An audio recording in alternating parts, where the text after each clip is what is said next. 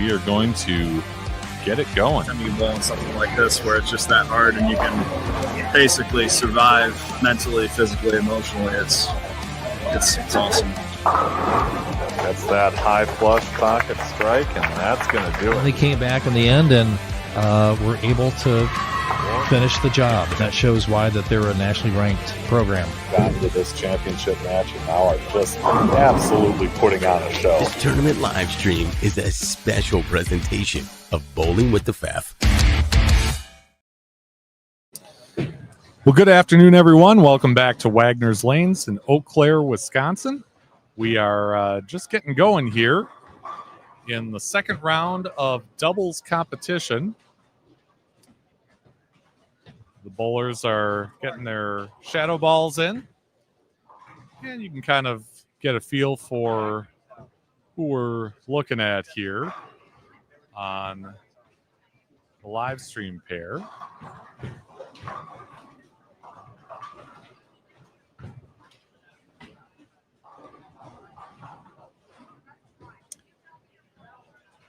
Clark Bonnewell, Levi Gabrielese, Zach Andreessen, Lucas Hersrud. Over on the right side, got Addison Johnson, Ashley Bowe, Emma Dirksen, and Cologne.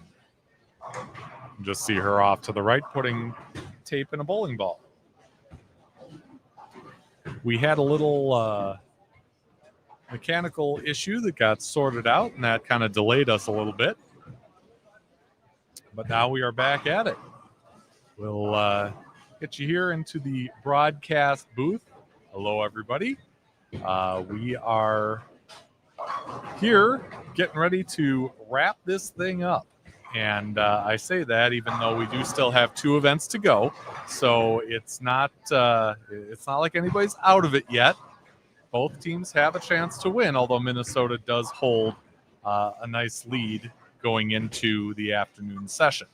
So let's kind of review the doubles format here because that's where we're at right now. There's standard games, 2-game total pinfall matches, which determine the winners, and winning each match earns the team's tournament tour 2 points. So double as much as the first one. The afternoon oil pattern slightly different. This is a medium pattern, as there will be fewer games bowled on it this afternoon, but you can see the specifics right there. And after doubles is over, we go to the final event, a team event, a single game, and it's Swiss style, so that means a point per individual game and 5 points per team game, and that's what's going to determine our champion tour this afternoon.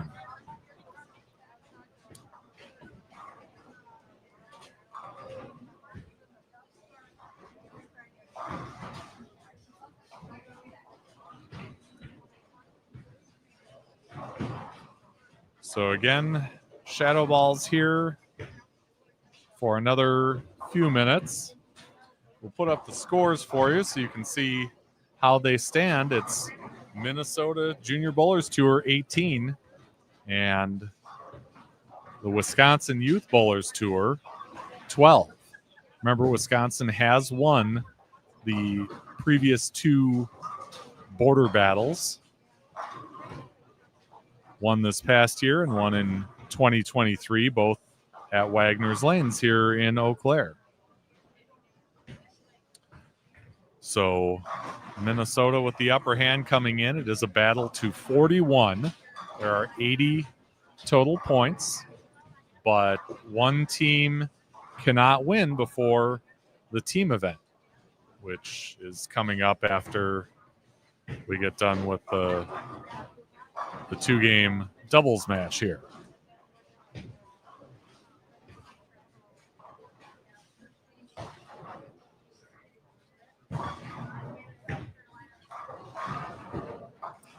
Tomorrow, the athletes will return to Wagner's for a Wisconsin Youth Bowlers Tour event that really has competitors from both tours competing in it. That one will not be live on the channel, but I'll try and swing by and at least get a little video content as these talented juniors show their stuff.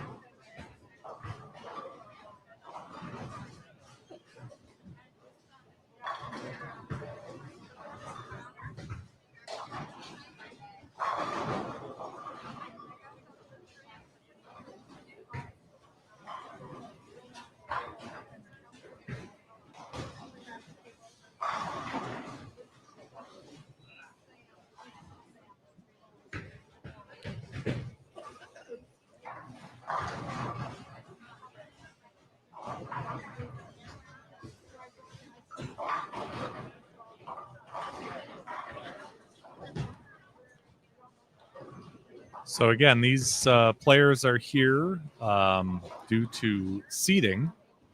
That's how they're kind of dispersed across the bowling center. We're using lanes 3 through 24 right now. 15 and 16 are not being used.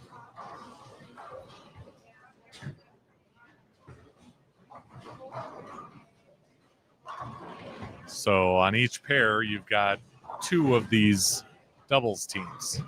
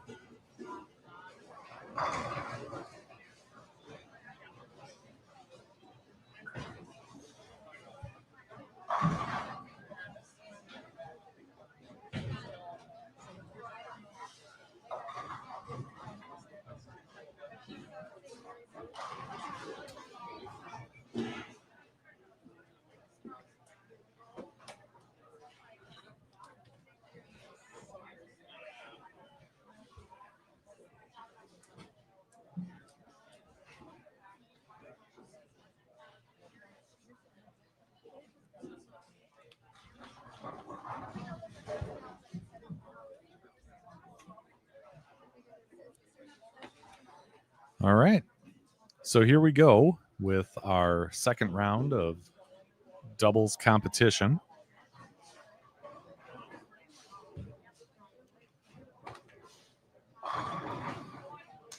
Get things started with Lucas Herzrud on the left.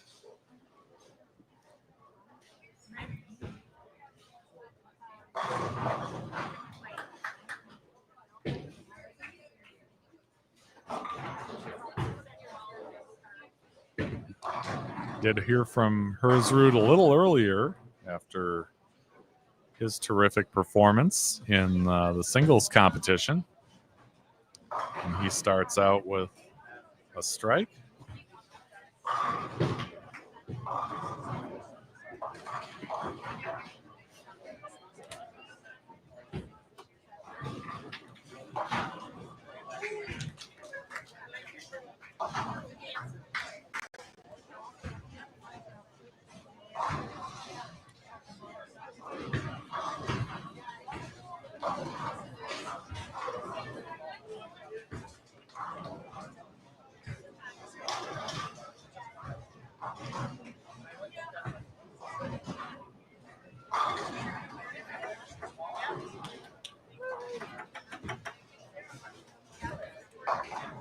Wow. Tough break for Bonnewell to chop that spare, throwing plastic at it as Andreessen picks up the 10-pin.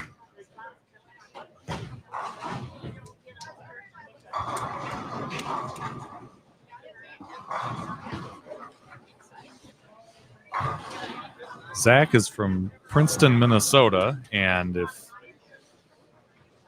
you wanted to fill a resume for a sophomore in college, as he is at the powerhouse Mount Mercy University, you'd probably want one like his.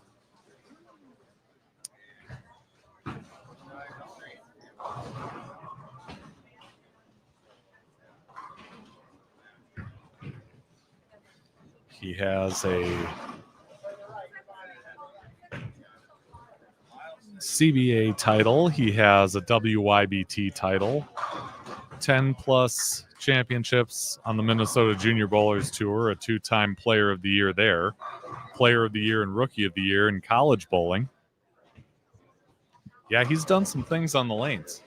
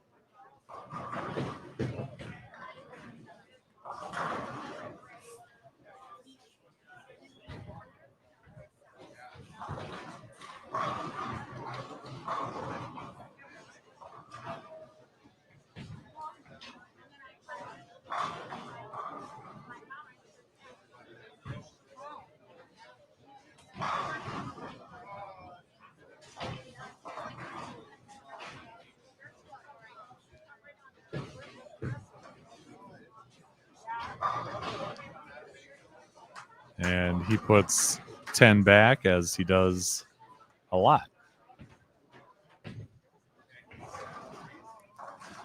Got Ashley Bowe shooting at a 1-2-4-6-10. And, wow, getting 4 out of the 5.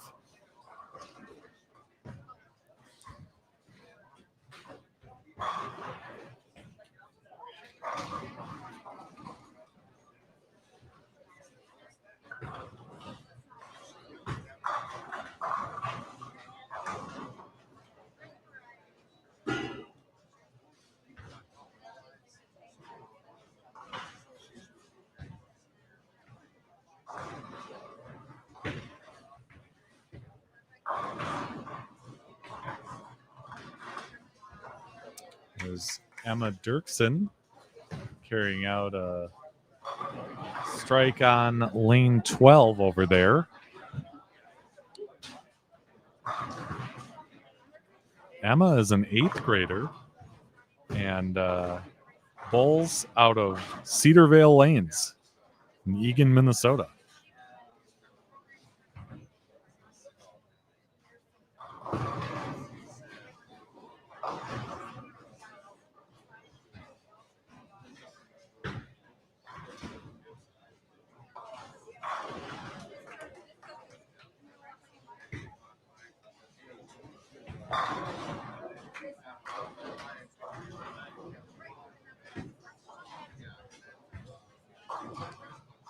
Cologne with a nice spare in the second.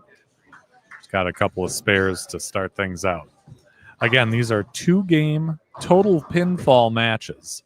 So you can certainly go into the second game with a deficit and come out a winner, but it's got to get things going at some point.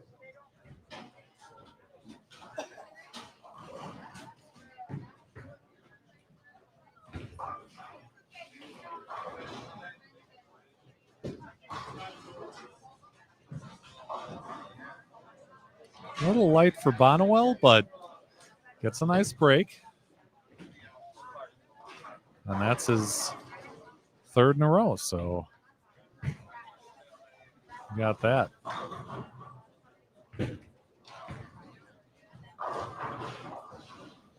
Nice strike for Hersrud. A lot of urethane going down the lane, as you can see.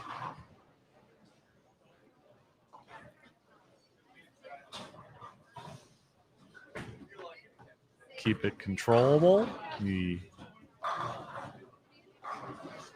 mid lane, front part of the lane, and you got the power that some of these guys have, just like Levi here.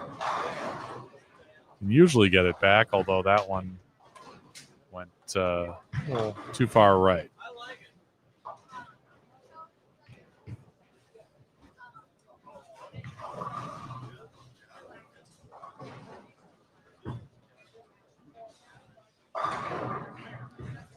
Big strike for Andreessen, his third in a row.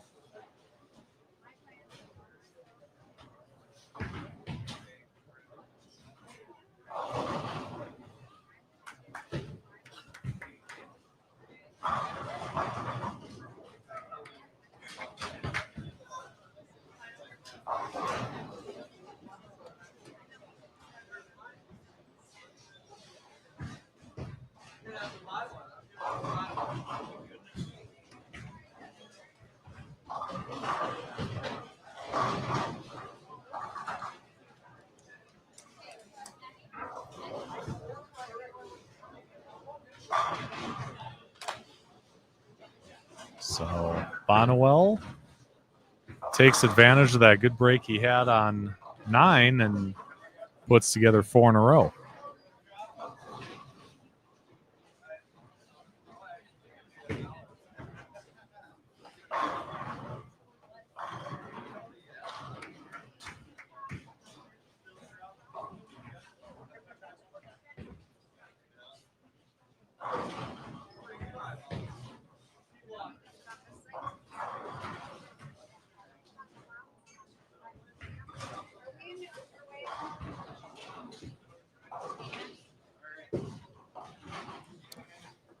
Nice spare by Bo there, coming off a couple opens, trying to get things right. Going into the middle part of the game, Andreessen with a flat 10.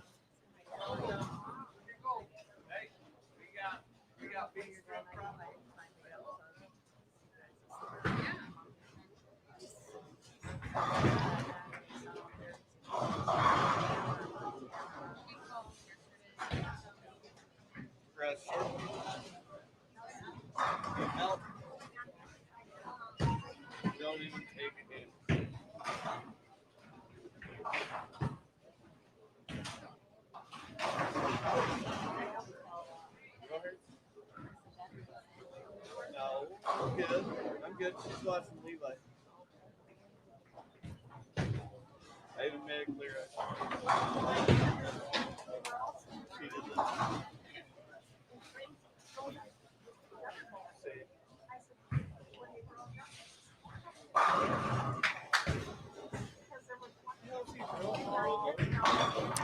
So I'll put the link to live scoring in the chat. And again, you can access that. You'll see the same thing that we see on this end.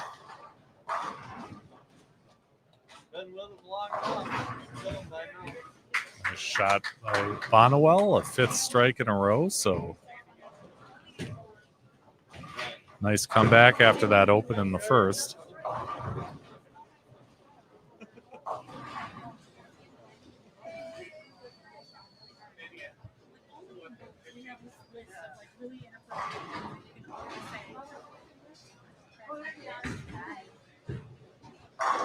Hey, neighbor.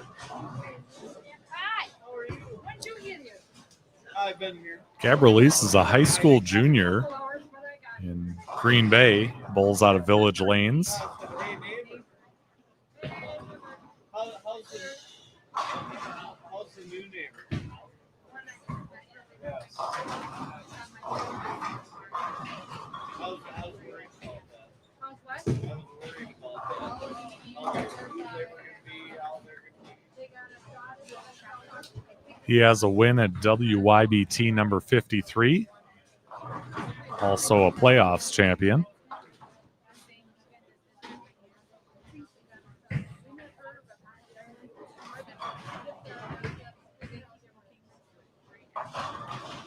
They're decent.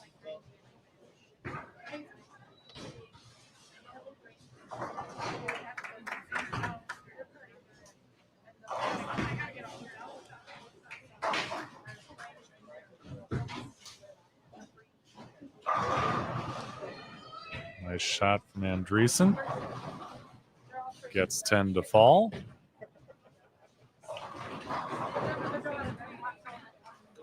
neighborhood. Bad neighborhood. And a nice shot by Bovey. Bo. I want to say Bovey because there are Bovies around here, but her name is indeed Bo.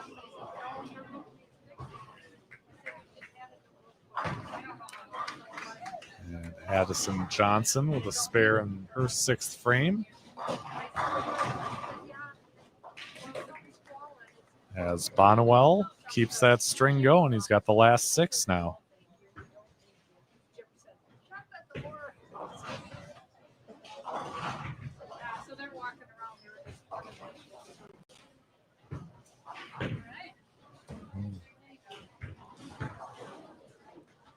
And you saw Cologne put that one in the right ditch. There have been a few on that pair that have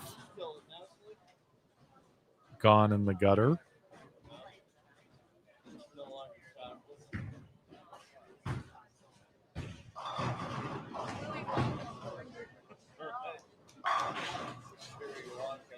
She's working off a 3-bagger, so it'll cost her some sticks, but try and get right. And she got right. Just not the way she wanted to.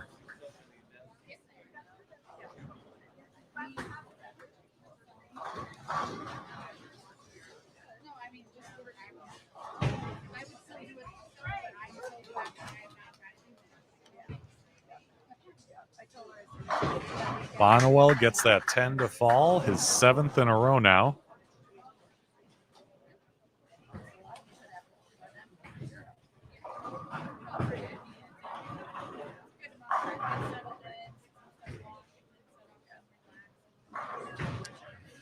He is a senior at Rock Valley College from Dixon, Illinois.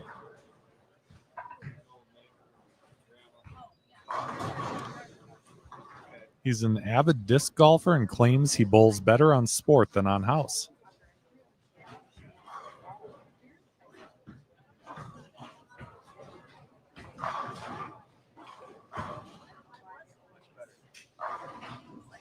And Gabrielise with a double now.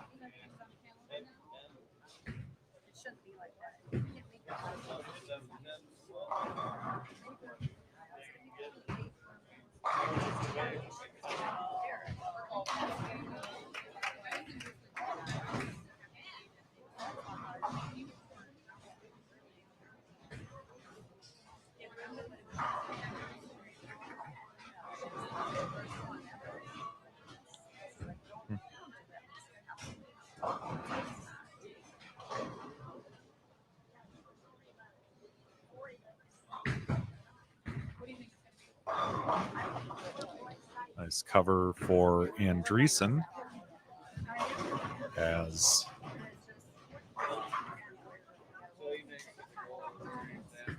We head into the 9th. Hersrud gets his third strike in a row.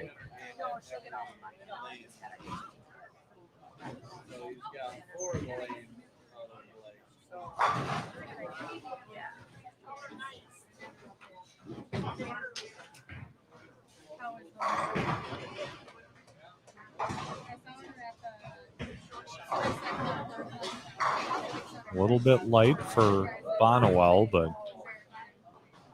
an impressive string before that.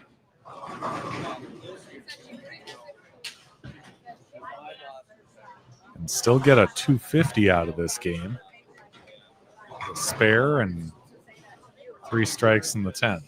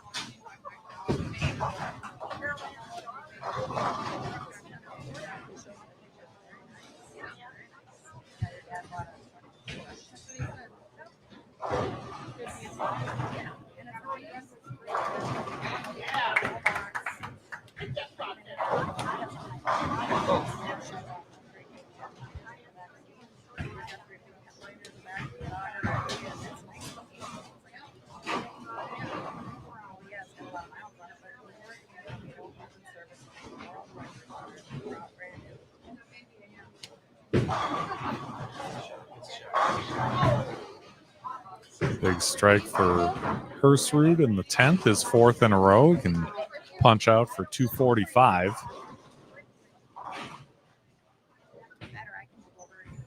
Pretty tight match at the moment. Andreessen and Hersrud up by 21.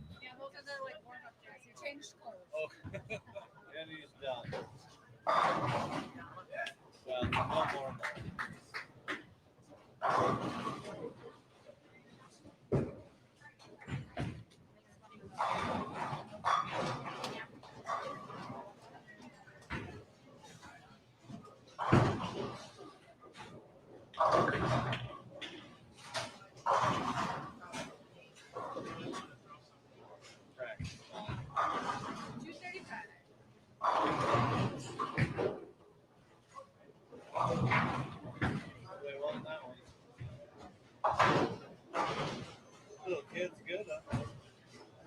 Apparently he hit a 180. His face looks 20.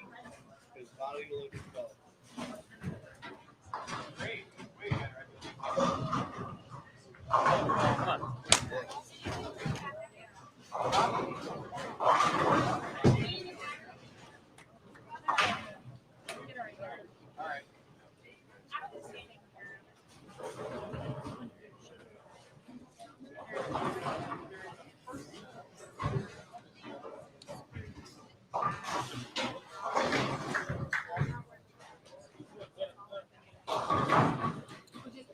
So 257 for Bonnewell and 234 for Hersrud.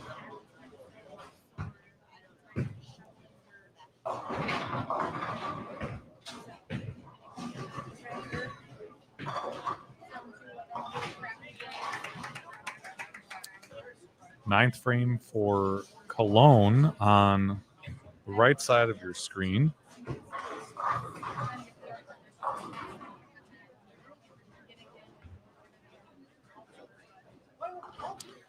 Cologne has one win on the Wisconsin Youth Bowlers Tour, but she is a 4-time gold medalist for Team Puerto Rico.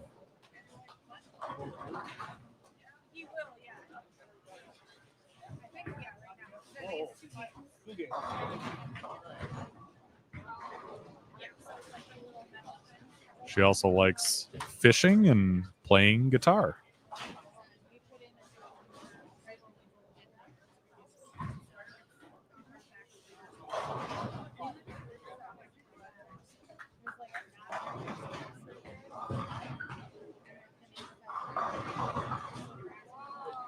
So 226 for Andreessen. See how Gabrielese responds.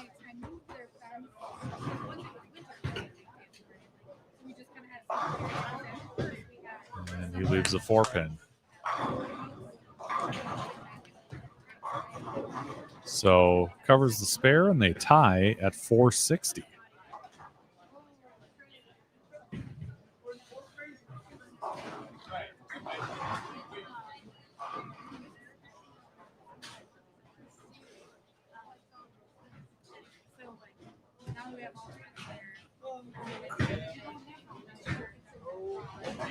And he got it. So they'll go into game 2 at 460 apiece. So that one essentially a 1-game match now to determine who gets the 2 points.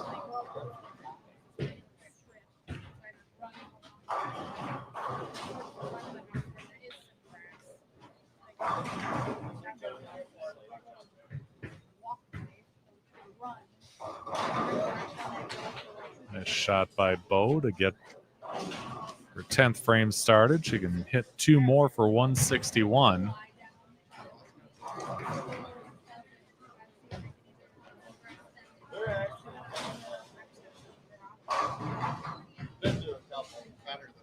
And it looks like the Wisconsin team is probably going to have a pretty nice lead coming out of this first game.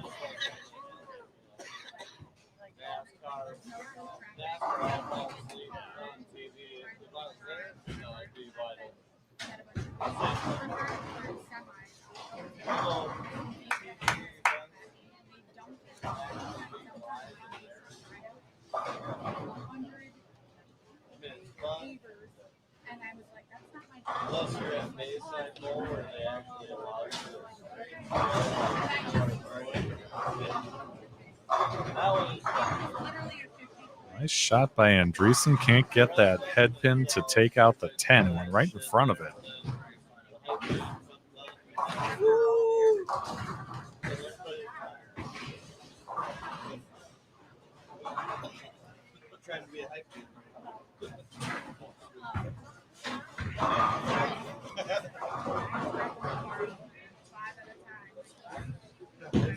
When he's not on the lanes, Andreessen says that he's getting into golf, loves to fish,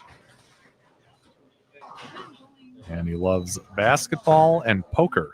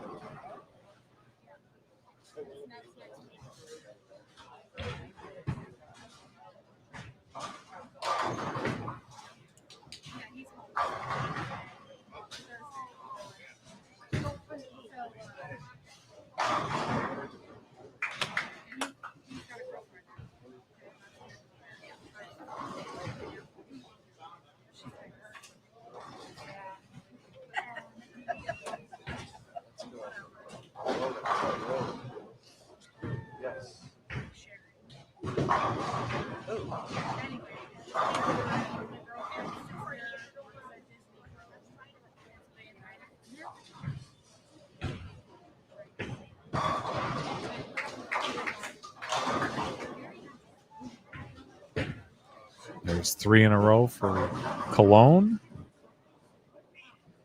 And the Wisconsin ladies will go into game 2 probably up about 50 some.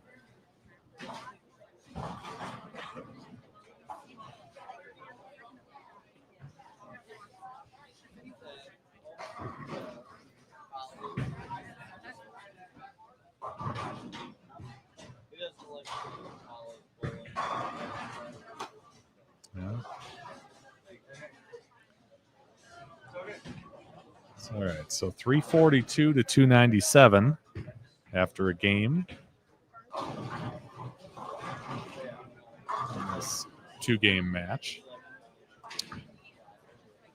191 for Cologne. She had a couple go in the gutter, but she's playing pretty far out. And you do take that chance when you play out there, but she's also carried some nice strikes. So kind of take with the good with the bad.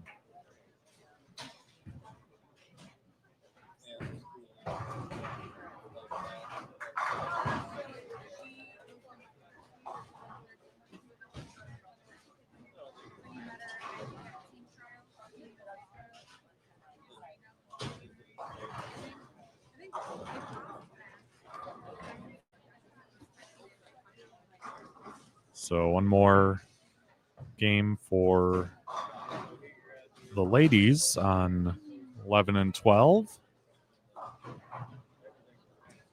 And they will move on to team competition. First 3 for Hersrud.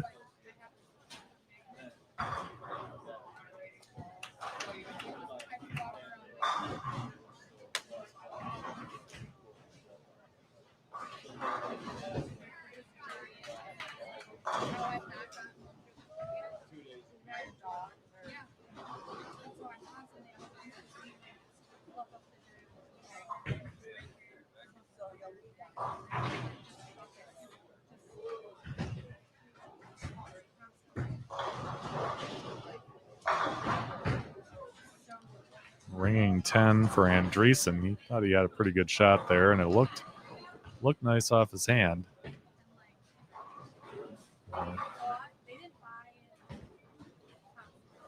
That'll happen.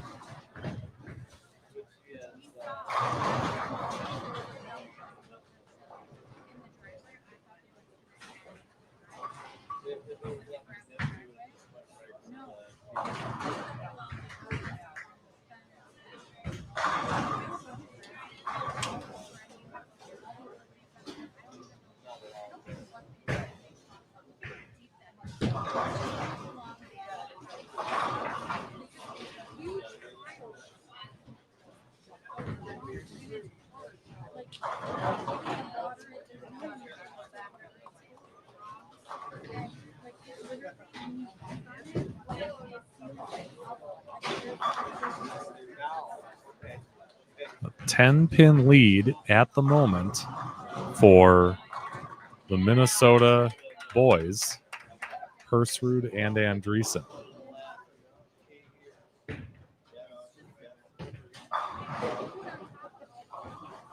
he gets the 10 to fall.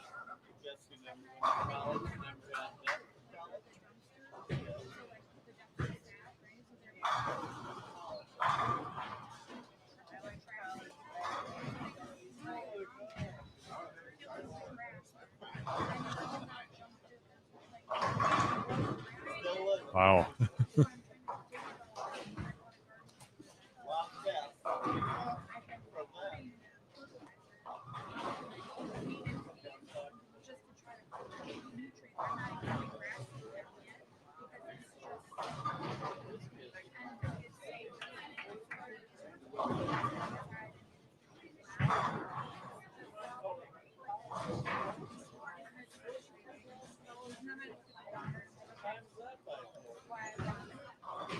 Big thanks to all of you who are watching live and on replay. Certainly appreciate it. If you're watching live, you got the live chat there.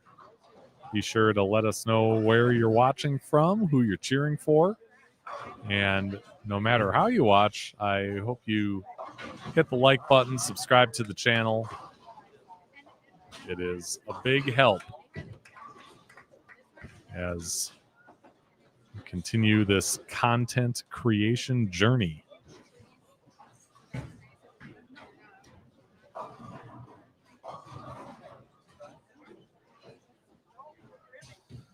Plus, if you're subscribed, you'll be the first to know when we upload new videos and go live, which I do just about every week. The ones that I'm not live streaming tournaments, of course.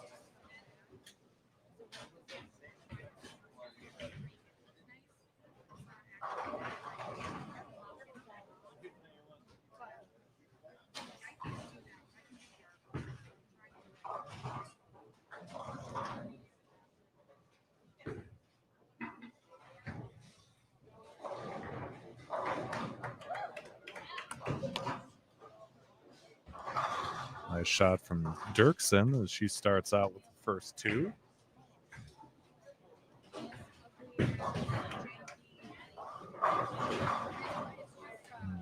Hersrud imploring that 10 to fall. The 6 hit it, but just kind of stuck there and wobbled a little bit.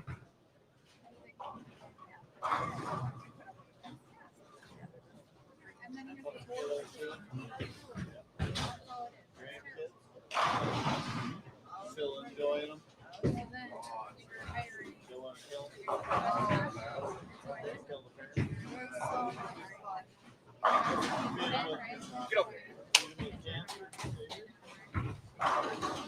All right, a nice break for Gabrielese.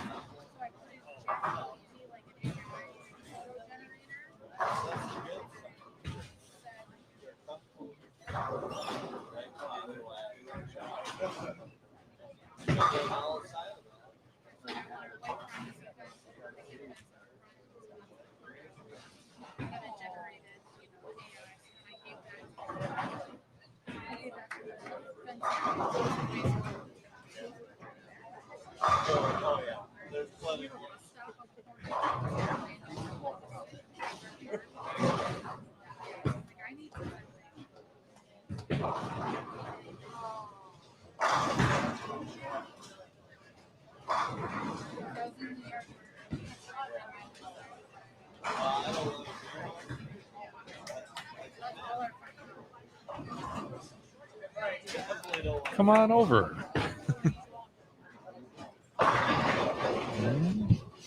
Oop, don't fall. It's hard to keep everything together, but yeah, we've got. I've been saying acting tournament director. That would be a Ellen good, Singer. good description. Is that a good description? Yes. Okay. Here, come this way a little bit, Okay. just so we get you in frame because they want to see you. Wonderful. Hello. You got to tell me what it's like because Zach, your son, is the tournament director for the WYBT, Well, technically, he's not. or not? Yes. Yes. We'll say he was. Let's say he was the founder Okay. of the WYBT and will be the honorary tournament director. I'll give him that. Yeah. But now that he is has this great big job that he has, his brother Josh and I are now the tournament directors. Gotcha. Yeah. Okay. So, but you still have some guidance from him. Absolutely. Maybe more than a little. Yes, he's put a wonderful tour together with a great philosophy and some great events, and so we are continuing that tradition and building on it from there. Yeah. Has it been easy? Has it been seamless? I would say that it's been easy to run the events from the perspective of here's the foundation and the structure and everything is there, and we just need to keep moving with that and run it. But there's always something that comes up. I think when you're dealing with bowling centers and working with people, there's always things that come up then Sure. that need to be resolved. But personally, I'm a people person, and so I really enjoy working with everybody and getting to know the parents and the kids, the bowlers, and getting to know all the proprietors at the bowling centers as well. We get to meet them and the managers, and so I always enjoy going and meeting new people everywhere I go. So. Yeah. And really, some of those things that end up going sideways are not in anybody's control. So Exactly. Yeah. You just got to go with the flow and just make it work. yeah, good to see Darla Zappa watching from Poskin, Wisconsin, watching Trey, her grandson. Cool to have Trey back in the Eau Claire area for the first time since he went off to college. What do you think of how things are going so far? Wisconsin's down a little bit. They are, but we've got a new pattern out starting this second half. So hopefully they can make up some points here and get back on track. Yeah, So for sure. What has it been like at this event specifically, to work with Darren and to kind of have that nice collaboration that we've had for, this is the third year now? Yeah, it's wonderful. I really appreciate all the help that Darren does to help run the border battle. It's really nice to have a fun rivalry between the neighbor state, and a lot of the bowlers that are here today for Minnesota also come into Wisconsin and bowl the WYBT as well. So many of them I know, and so it's just really fun to see them all here bowling together. Yeah, and we'll see a lot of that tomorrow. Yes. You've got what appears to be a great turnout for tomorrow's event. Yeah, our numbers have jumped really quickly. We're up in the high 80s now. Last time I checked to see how many bowlers we have for tomorrow, and we're really excited about that tournament. Yeah. Just means you have to come back to Eau Claire more often. That's right. All right, so we are, let's see, 721, 740 for MJBT, so the boys leading by a few on that side. On the girls' side, Wisconsin still holds a pretty decent lead there at about 40 pins. What do you see when you look out at these doubles teams? I mean, it's a little different than the singles, right? You're kind of working with the person that you're assigned, you picked. How does that work? They're assigned. Okay. Yeah, all of the for the whole day, it's all been assigned. And it's randomly done for the first round for the singles and the doubles, and then for this round, we reseeded them based on the scores that they got in the round before lunch. So they're with the same doubles partner for the tour, but then they're playing a different set of doubles partners from the opposite tour, based on they did the first game. So gotcha. All right. When you see somebody maybe not doing quite as well as they would have hoped, and you kind of look and you see their partner, you can't hear what they're saying, but that there's some, there's some excitement there, a little pep talk. Absolutely. Doesn't that kind of hit you in the feels? It absolutely does. Yeah. It's great to see the bowlers all working together. The majority of our tournaments are all singles tournaments, and so this is a really special tournament. We've our bowlers have worked really hard to earn the points to be at the All-Star tournament, and it's just great to see them all working together as a team. I know that the team captains talked with them before the tournament started this morning and talked about how we're all here to work together as a team. Even in the singles competition, we're all still a team. If you see somebody who's struggling, go over, help them, give them a pointer. And the same thing, if you feel like you're struggling, go and ask another teammate. Even if you don't know them really well, they're your teammate, and we're here to help each other. So it was really great to kind of be like the fly on the wall, listening to the bowlers talking about that and about how they want to work together as a team. So it's great to see. I bet we could all learn something from that. For sure. But you brought up a good point about how they accumulate points to earn their way onto the team. How do they accumulate those points? Over the course by of the year? attending WYBT tournaments, they can earn points. So just by attending, they get points, as well as how they place in the tournaments. And so the higher they place, the more points that they get. And then this year, with Junior Gold being in Green Bay, we saved a couple of the spots for the All-Star team for specifically the points that you had earned at the Green Bay events. So we had 4 Green Bay events, and so I think 2 of the spots for the boys and 2 for the girls were saved for those specific point winners, and then the rest of the spots were for all of the WYBT events points. Gotcha. I know people watching this can't see because the cameras are pointed toward the lanes, but it seems like the crowd's getting a little bigger. You can kind of tell that this is kind of building up to that team event, which is really cool if you haven't seen it before. How would you describe that excitement of that team event? Because it's only one game. It's only one game. Yeah, it's the culmination of the day. I think that especially if the points are going to be close, then I think, there's that extra desire to bowl extremely well. And as it gets later in the day, there are a lot more bowlers arriving who are going to be bowling with us tomorrow. Yep. And so they've come to see their friends and their teammates bowl. So we're getting quite a good crowd as we go into the team event. Yeah. Yeah. Ellen, are you a bowler? I am not a bowler. I enjoy bowling for fun. Yep. I enjoyed it as a kid myself. One of my favorite places to go just to hang out with my friends was the bowling alley. And then as I became an adult, and as the mother of triplets, growing up in Chicago, going bowling was a great thing to do on a really cold day, like in the middle of January, when I have 3 boys who are running around the house. And I'm like, let's go. We're going to the bowling alley. Get that energy. Yeah. And that's how my boys started bowling, was just me needing to get them out of the house and go find something to do to get out the energy. And and with Zach especially, it just stuck. And he says, hey, I want to do this all the time. Yep. You've had help at certain events from Josh, one of your other sons. Zach, of course, who, as you said, founded the tour, has been kind of managing from afar. He's at the USBC Queens. And I guess, isn't that incredible that he can kind of keep his ear to the ground on this, no matter what he's doing?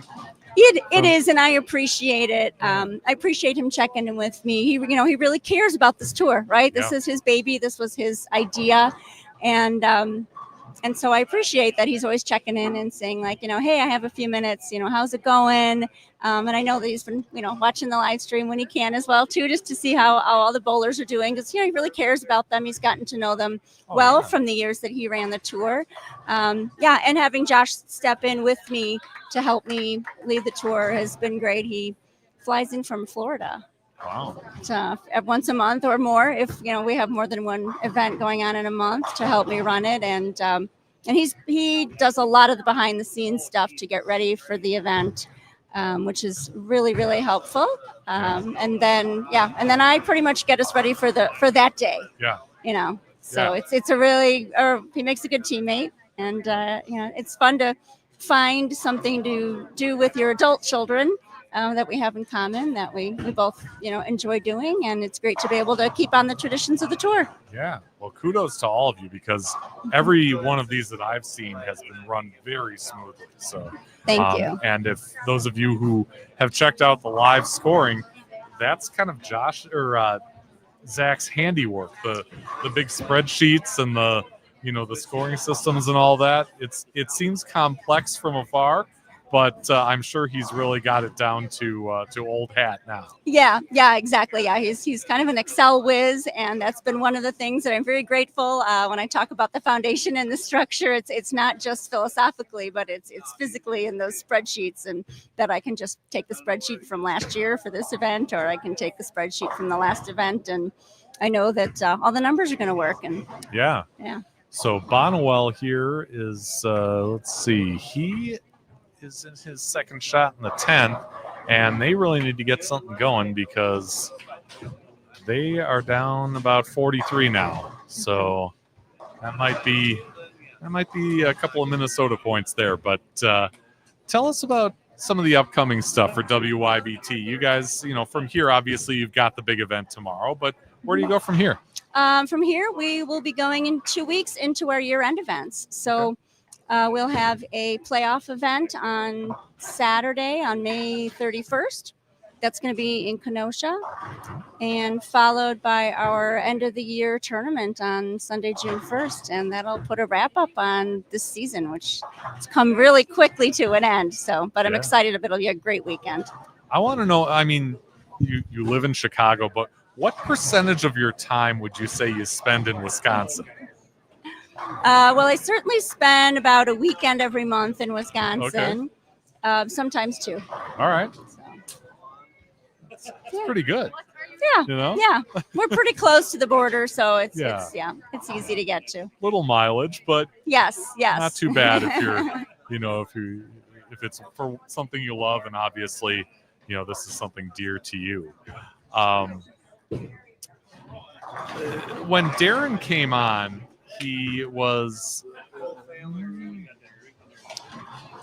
essentially saying this might be it for the border battle. He said he didn't know if he was going to be able to field specifically a girls' team to do this again next year or moving forward.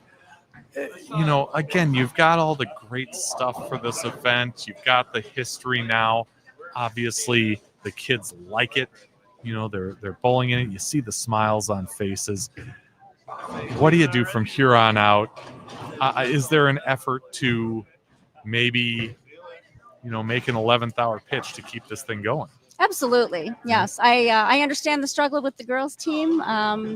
Some of our tournaments this year, we've struggled to have a lot of girls show up to the tournament. So it's definitely an ongoing issue, not just for Darren's tour, but ours as well. But yeah, I think, we've got a little bit of time. We can take another look and see how can we rework things so that we can keep it going and have some kind of an event like this that would be fun. That is accumulating event for the end of the year. That gives kids something else to work towards. And and hopefully we can just reinvent the wheel a little bit so that we can keep something going. Yeah, so hope that's so, the hope. Because it's fun to watch. I'll tell you that much. And I can't imagine how much fun they're having, actually being in the competition itself. As Minnesota takes the win here on the boys' side, on the girls' side, and Wisconsin's probably going to come away with that one. They've got about a 90-pin lead going in here. If people are interested in, getting involved with WYBT or have a child that maybe is interested in bowling, how do they do that? Well, you can find us two ways. One is on Facebook. You just look up the Wisconsin Youth Bowlers Tour. And also, we also have a website, which is WYBT.org. So you can find us there as well. Yeah. Okay. Yeah. Is there any way that you would describe it for maybe someone who isn't quite used to it and hasn't really experienced the events? Sure. I would say, like, from my parents' perspective, Yeah. when my kids first started bowling in these kinds of tours, the scholarship tours, that it's really like a step up from your house league. It has a more competitive edge to it. One of the reasons we have the WYBT is to really help youth bowlers take their bowling skills to another level. This is to help prepare them for college bowling, to help prepare them to participate in national tournaments such as Junior Gold. And so, we're putting out oil patterns that are not just what kids are bowling on in their house league, to give them a challenge and to learn how to bowl on different kinds of patterns and see what different skills are needed to do that, and to really help them to be looking to the future towards college bowling and their adult bowling. Sure. And one thing I'd add to that is be advised that, at least in my experience, I remember getting knocked flat on my butt when I started bowling Minnesota Junior Bowlers Tour. And even in Wisconsin back then, it was the Wisconsin Scholarship Bowling Club. And it takes time. It's not something that you just go into and win right away and you're great. You have to kind of get a feel for it.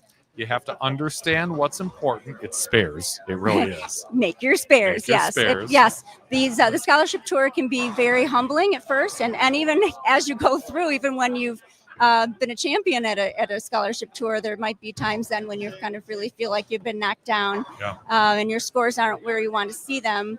But as you get to experience different oil patterns, and then you kind of learn, how to handle that, and how to maybe handle yourself too, and how to handle your disappointment when you're not doing well, and what that's like. And that also helps you to grow as a bowler and as a person. So coming in knowing that you might not see the scores that you're used to seeing in your house league. So don't give up. That's right. Don't give up. You Don't give up. just keep going. Yeah.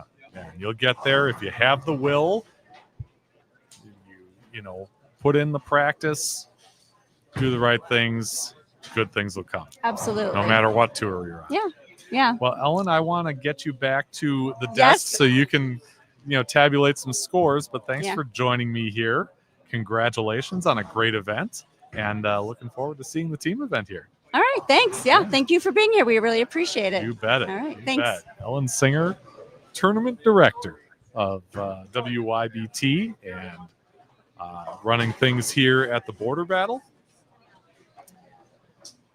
As the ladies finish things up, Luke Winter offering congratulations to Isabella Cologne, as Wisconsin wins that one going away 361 to 279.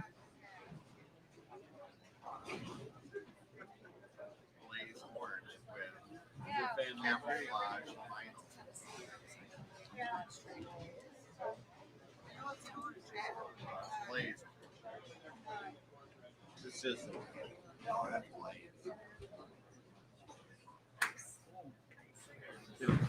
I don't remember. That's that camera got shifted. Hang on a second.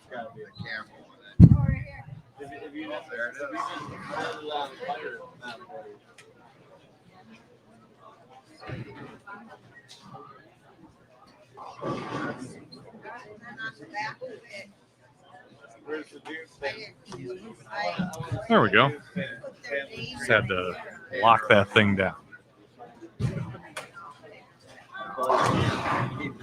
All right. So we'll have a little pause here on the live stream pair anyway. There are a few more matches getting finished up.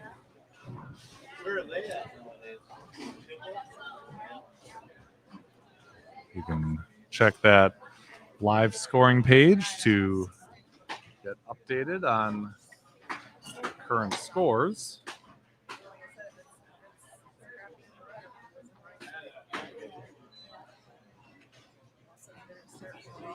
Some of those coming in here.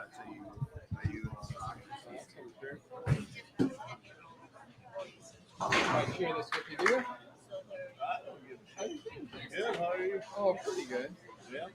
Second round of the doubles, of course, as we mentioned, the players get reseeded from that. But here's what we've got so far. As you can see that Hersrud Andreessen with a win over Gabrielise and Bonowell.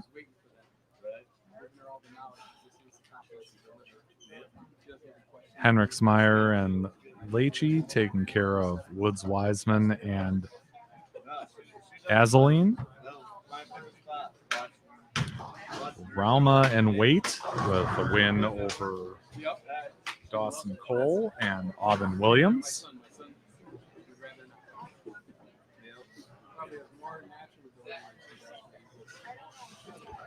Mackenzie Matisse and Olivia Baskin over Lily Topinka and Claire Jacobson. Leanne Kelsto and Maggie Porter falling to Callie Trisky and Zoe Skinner.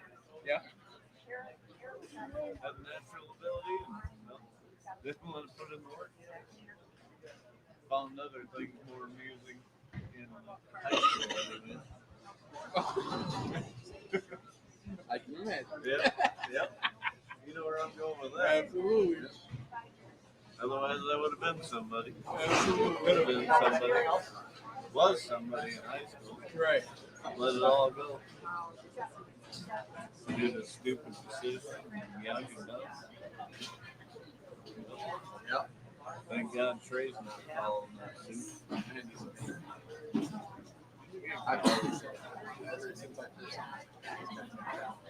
Yep. No, he can work the ball. Yeah. So he doesn't like the college game. No, he don't. But you know what? It's better for him. Because they're making him more versatile. Yes. Yeah. So own it and just go with it. Yeah. I mean, they're making it better. Whether you realize it or not right now, they're making it better.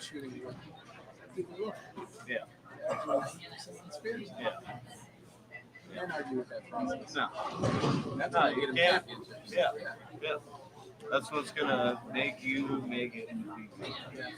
If you get that wrong. And I stress out. He hates it, but he doesn't. He hates it, but yeah, it's right. I want to play with these guys. I said they're making you better. Absolutely. Whether you realize it or not. You're going to change your throwing, yes, or your PAP is going to change, blah, blah, blah, but they're going to make you better. They're going to recognize when you need to use it. Yes. You'll be all around. More tools. Yes. You'll be more all around. Buddy, which I get it. Yep. He's never been a team player. That's single, right. That's fine. So even in baseball, you pitcher or shortstop, you're not a team. That's you. That's all on you. You right? Control. Right. We get it. Yeah. You sure he isn't home and dressed up in the baseball? Well, he was raised by his mom. Because I was working on the road. So. It's kind of a woman trait. Well, it is, but then I gave him some man traits to go on top of it. What was that? No, be a man. Just be a man. Well, you've heard his mouth, right? Yeah, he's got that. I don't know if he can back it up. Definitely says I've never seen him scrap with anybody. So I watched him beat up his older brother, so he's got some fight. That's a potential. He's got fight. As long as he doesn't back down. No. If he gets an asshole. Well, he's just like her. She's a little fucking chihuahua. Yeah. I mean, he ain't backing down. She ain't backing down. I've been worried about her getting me in fights more than anybody in my life. Walked into the wrong conversation. Yeah. I feel so. It's just a feeling. Yeah. No, you're the solution.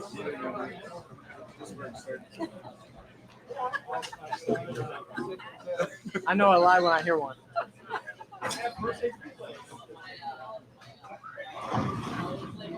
You hear urethane upset? I threw a urethane ball somewhere. It didn't do the right thing. It didn't do the right thing. I threw a urethane ball. I don't know. Probably a urethane ball. Like everybody else. Yep. So the only thing you can do on this guy It's different. I'm going to throw maybe a different urethane ball. If that one doesn't work, I might throw a different one. If that one doesn't work, I have another one. And if that one doesn't work, pick up a plastic. No, I actually throw out another one. Oh my! I brought 4 urethane balls. One of them's got to work, right? Absolutely. Look at him. Hey, next thing you know, we're balling lefty. I could throw a backup ball. It's not a bad idea. It seems to me because there's not That's too what many I- people throwing left-handed today, so I mean, hell, you got the advantage all day long. Is there a lefty in the field? I don't think so. No. Oh, go. Okay. Yeah, I was gonna say, I don't think Yeah, but that's a 10, so you got to worry about it. I'll be at like 7. I'll be the river time. Right? So you're good. You practice. I'm gonna throw one. Have a seat. Okay. Well, This is gonna be fun. hey, being a lefty, oh, you got to throw it. Thanks, so if I can light on here. Youngstown girl wins championship. WYBT's 5 of How them you like that? Woo! in a row. 5 in a row? Not 5 in a row. Getting closer to that though. Yeah. Yeah.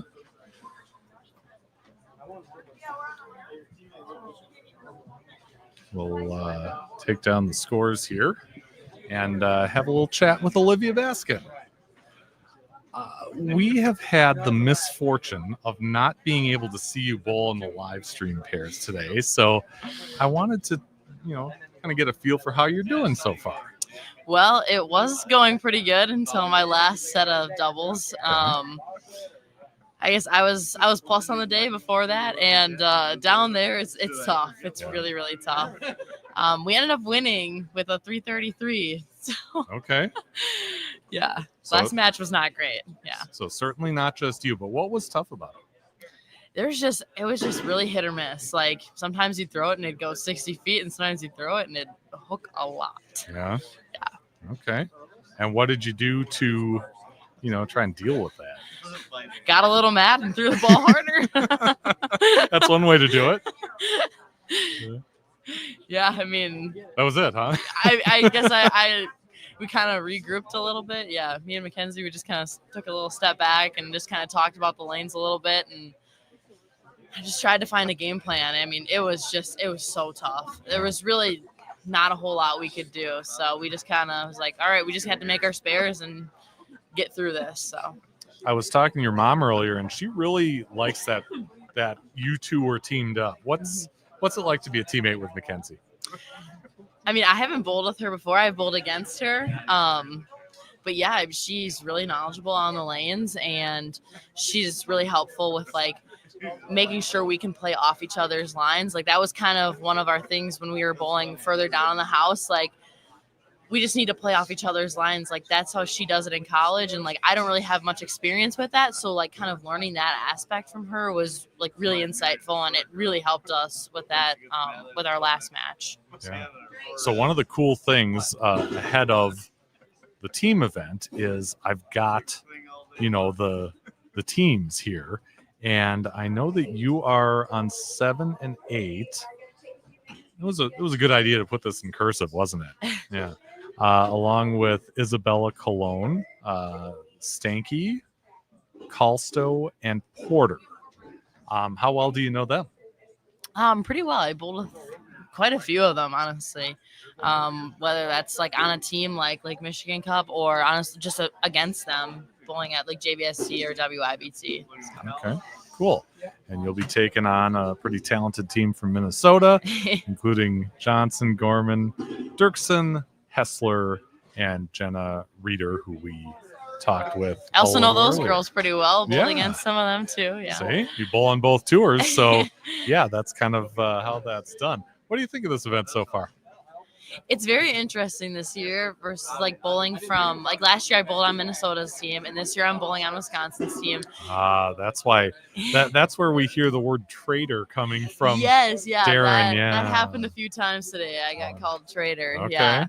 I don't know. I just think I have such a unique perspective, like bowling on both tours, and like obviously being friends with people from both and knowing kind of everyone and their throwing styles and just stuff like that. Like, I just think it's super unique that I'm able to have a chance to bowl on both teams. Yeah. And you just graduated high school. I did, yeah. So congratulations. 24 hours ago. Is that becoming real to you kind of as we sit here right now? Maybe once the weekend's over and I don't have to go back to school on Monday, maybe it'll set in, but Cool.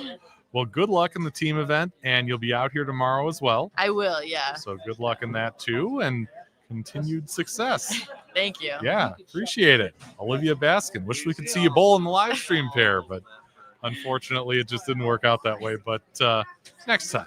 Yeah, next time. We'll figure it out. All right. Good luck out there. Thank you. you. Go get them. Olivia Baskin, Elk Mound High School graduate, and Youngstown State bound. That's where she'll be next year. So now we get to the event that really comes with some excitement, and that's the team event in this, as the tournament staff kind of works things out and figures out scores and all that good stuff. We'll let you know about the format. It is a Swiss style format. So what that means is each individual head-to-head game win is 1 point. And remember, this is only one game, so it'll go by fast. There are 5 points on the line for winning the team game. So 10 total points per game. And no matter how the scores work out ahead of the team event, we know that both of these teams will still be in it. So that part is neat too, is that no matter where you stand, you still have a chance. Now, the pinfall that you hear is practice shots that the teams are throwing right now on their pairs as we get ready for the team event. We can show you the other matchups here.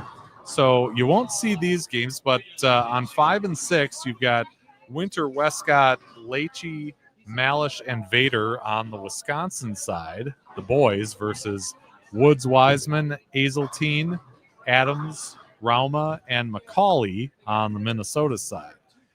Then on 7 and 8, again, we just spoke with Olivia Baskin. She'll be joined by Isabella Colon, Stanky, Calsto, and Maggie Porter versus Johnson Gorman, Emma Dirksen, Hessler, and Jenna Reeder on the Minnesota side.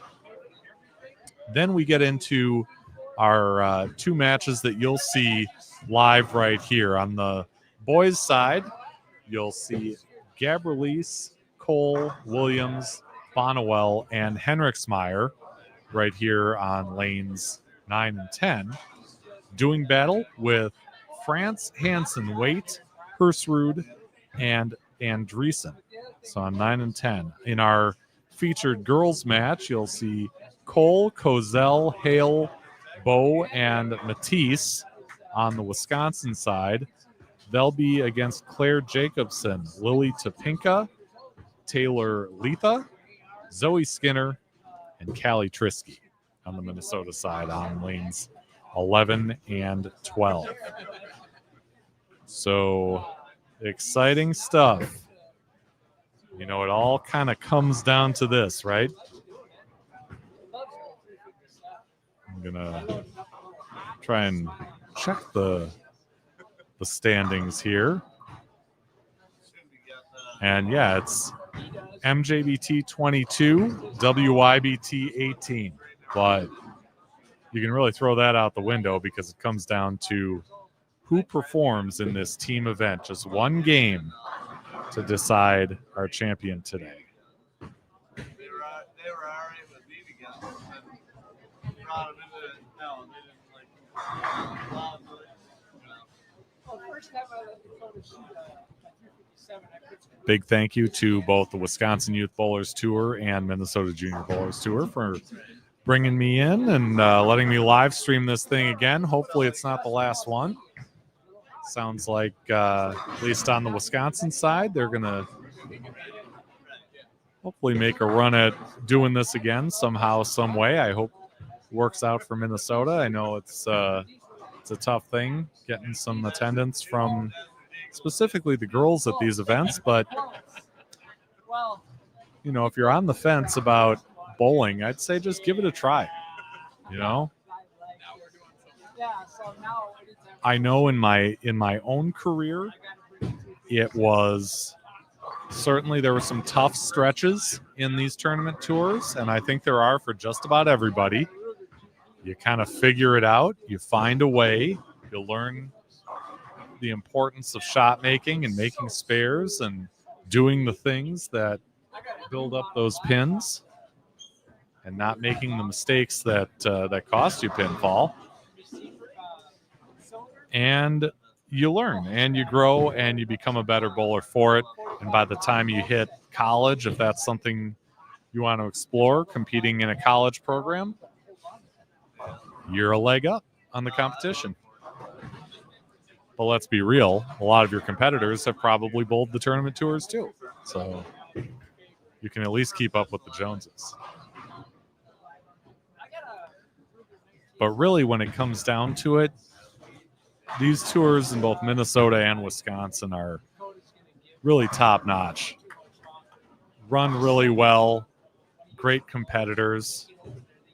You've got people in this field who are collegiate national champions. Talking, of course, about Luke Winter and Carter Westcott from the UW Whitewater team that just won the intercollegiate team championships. Braden Malish, Trey Henriksmeyer, both in the ITC championship. Fell to Whitewater, but an incredible run for Wichita State and those young men. You've got Jenna Reeder, part of the co-college collegiate club national championship team.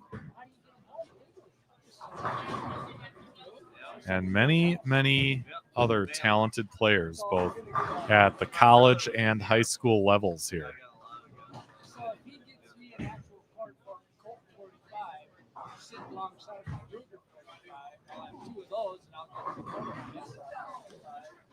Olivia Baskin, who we heard from a few moments ago, headed to Youngstown State. They'll be defending their recent national championship.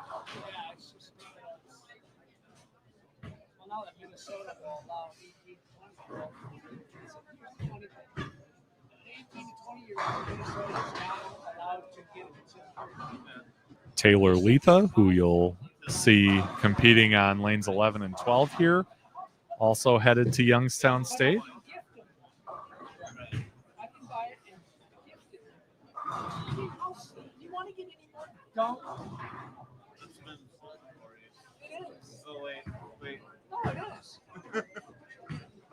Better walk away from this. Wisconsin, normal. No, they're not.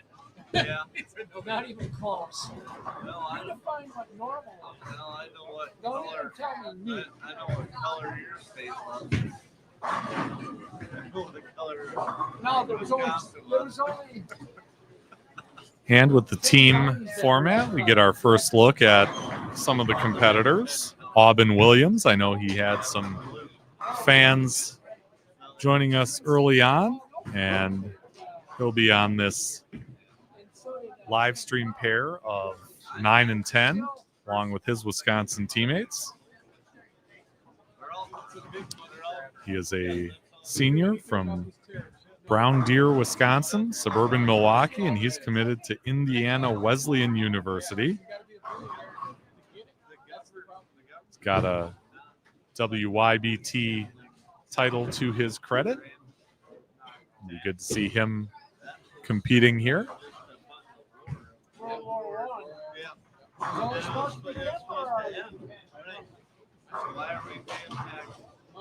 Mackenzie Matisse, who is on 11 and 12, sophomore at Mount Mercy from Racine, Wisconsin, with 9 WYBT titles.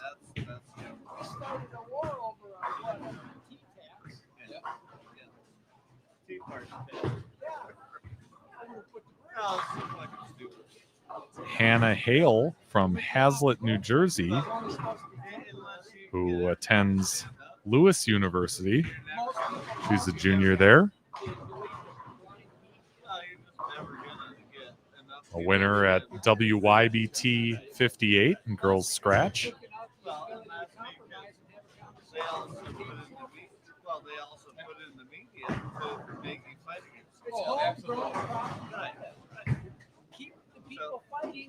We can do whatever we want. Keep looking over there. Callie Trisky from Minnetonka, Minnesota, suburban Minneapolis, out of Texatonka Lanes. Freshman at Hennepin Technical College. 2024 MJBT Player of the Year.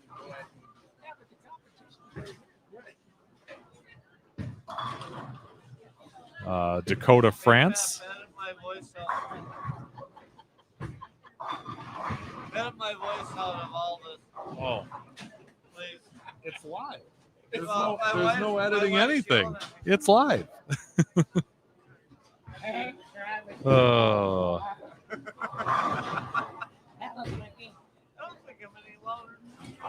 So Dakota France with his 3 MJBT titles. Blake Hansen, who is a student athlete at Coe University in Iowa.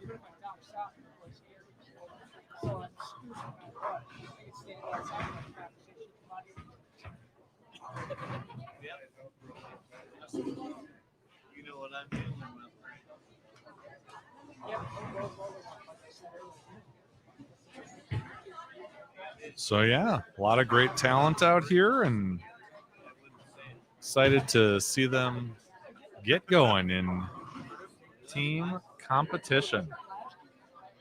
This is a regular thing. Oh yeah, we have a blast. And yes, I worked around a lot of log construction. Again, individual games, 1 point per head-to-head win, individual-wise, and then 5 for the team win. If I'm saying something, I mean it. I don't care.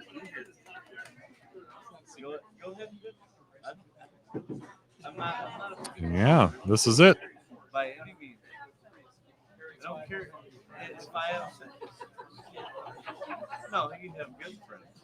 Yeah, I mean the ones that can sit and discuss a couple times a year. Yeah. And in my eyes, that's the way. For some, this will be their last go at this Border Battle Championship. Hopefully not for all. I don't really care if people take offense.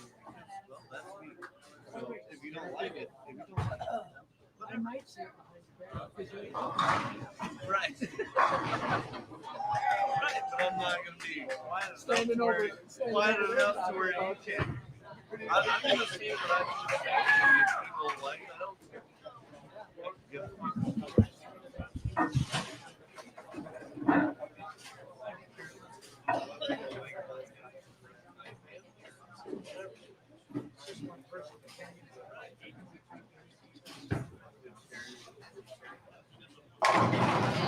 Couple of strikes to start out for the Wisconsin girls, and we are underway.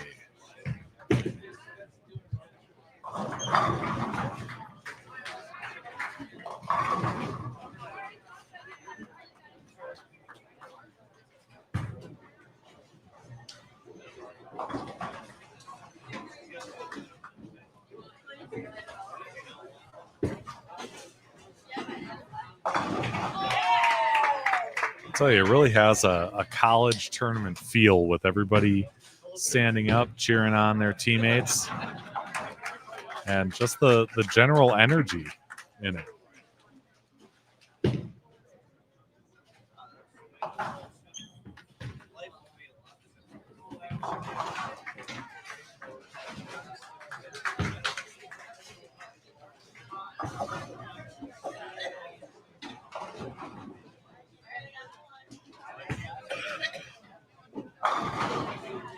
Big strike for Dawson Cole to get his game going on the Wisconsin side.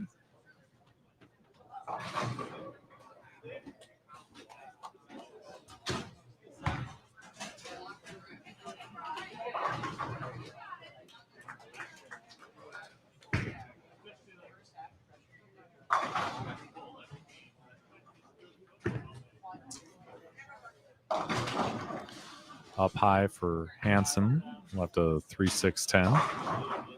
There's Aubin Williams on the left.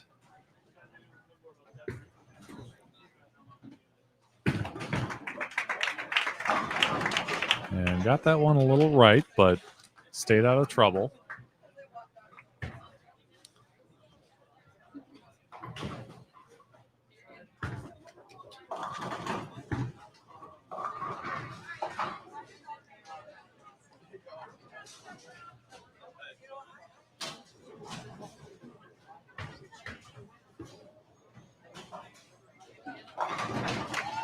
Great shot by Matisse, splashing that rack.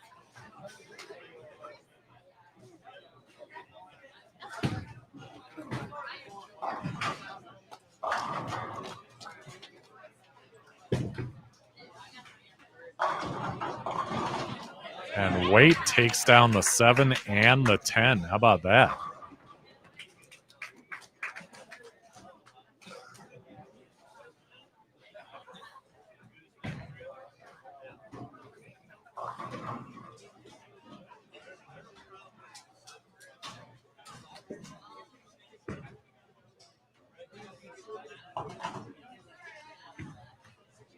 Peyton Davis says, "Hi, Liv." I'll make sure she hears that. Just can't get down there right now. She's down with that other Wisconsin girls team.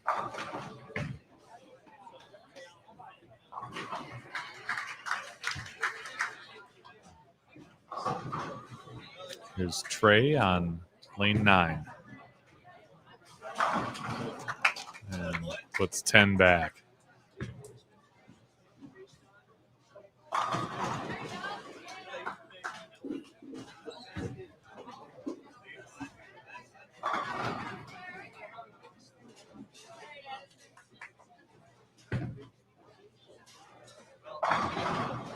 Andreessen with a nice shot to start out his team game. So small lead on the Wisconsin side as they switch lanes and get it going.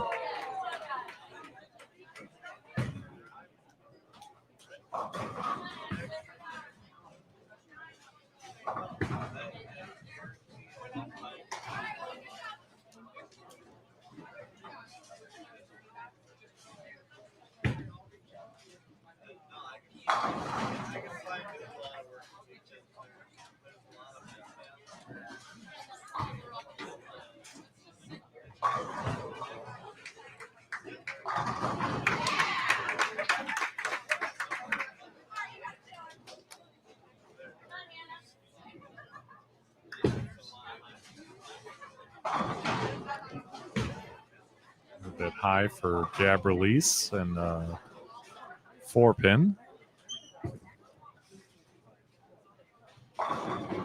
Nice shot by Letha.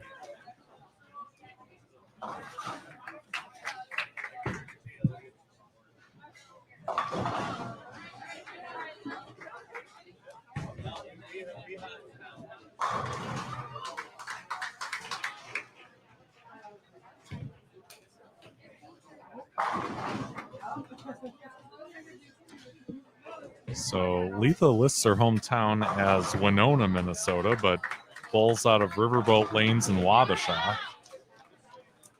She's got 2 MJBT titles, 1 WYBT title. She's got a JBST title, a Minnesota State Championship.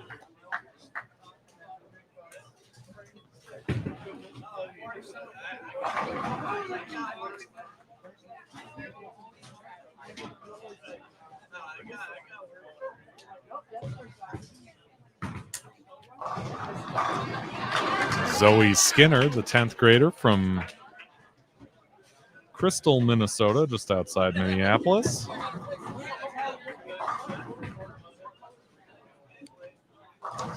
A 4-time MJBT champion and won the MJBT CBA doubles with Molly Novak.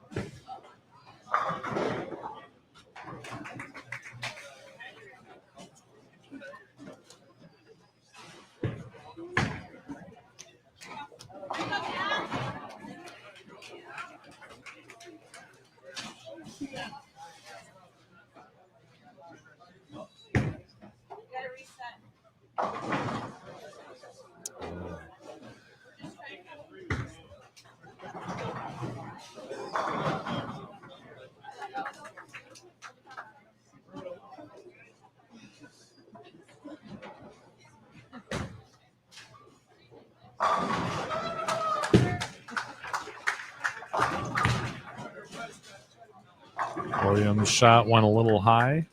He'll try and take down the 3-6-9-10.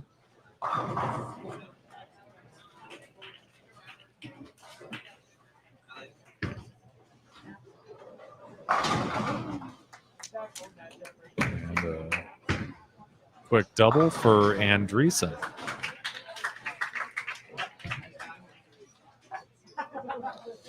So again, points to be had both in the individual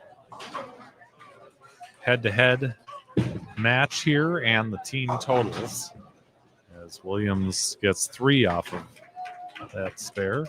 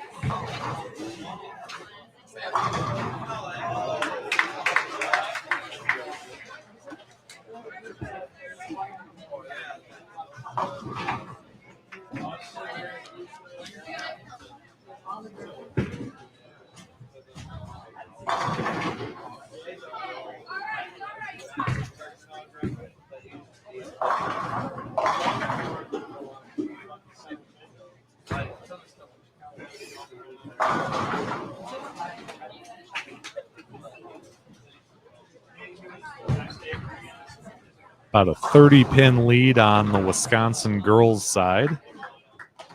As, Addison almost takes down that washout. Put the head pin right in front of the 10.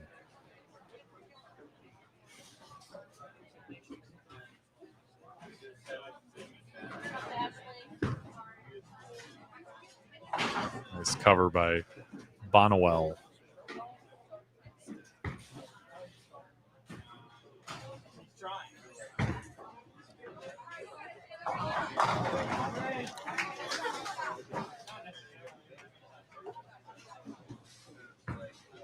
Try and take care of that pin in the ditch before Trey takes his next shot. Letha with a nice double there.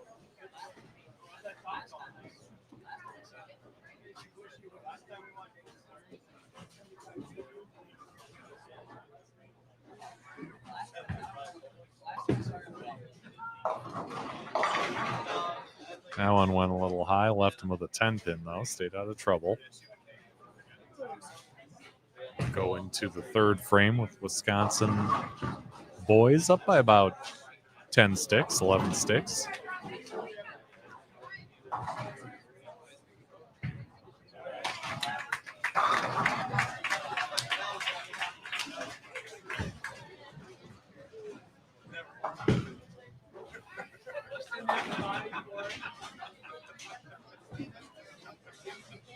Or 12.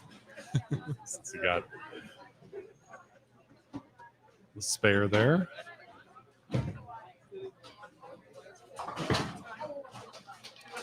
Again, if you want to follow the scoring, the live scoring of the other two matches, you can. Wagner's is a Lane Talk center, so if you search out Wagner's Lanes on Lane Talk, you can follow along with live scoring from the other pairs. We're on lanes 5 through 12 right now, and you're watching action on lanes 9 through 12. So 2 other matches going on simultaneously. And you can follow along with those scores. A nice break there for Cole to take out the 9.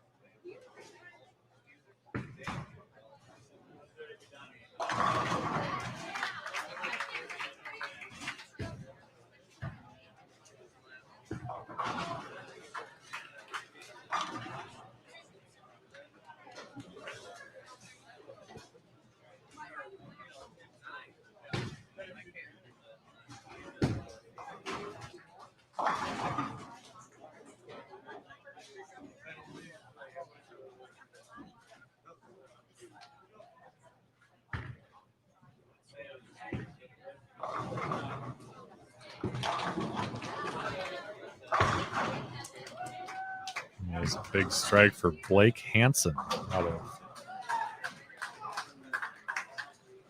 Minneapolis.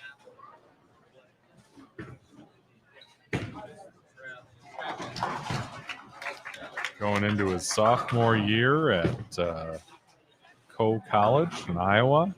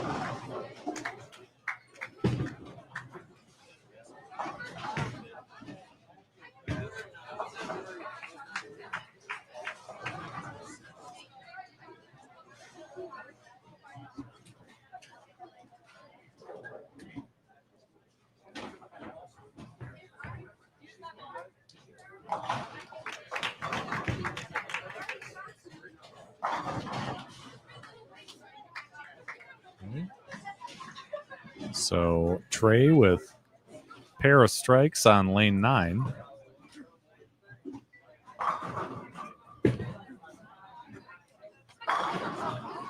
as Wisconsin tries to keep that early lead, but here comes Minnesota. Lucas Hersrud with the third frame strike, and Andreessen coming up.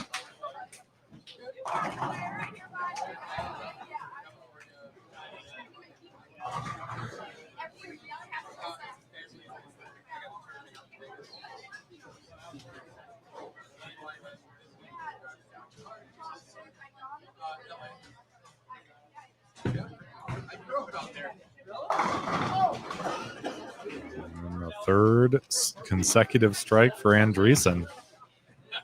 The ball just falls off his hand so smoothly.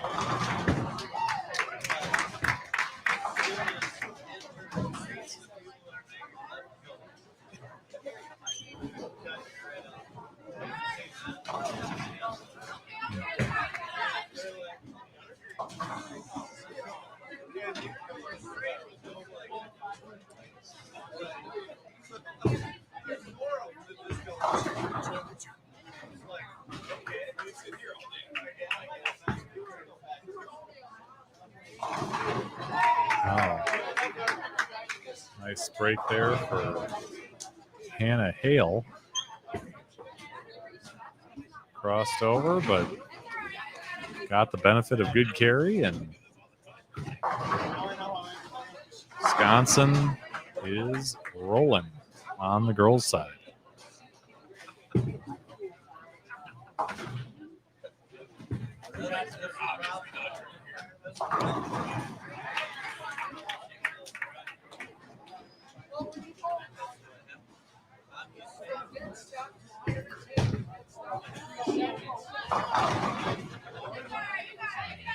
Lily Topinka crossing over, leaving that 5-pin.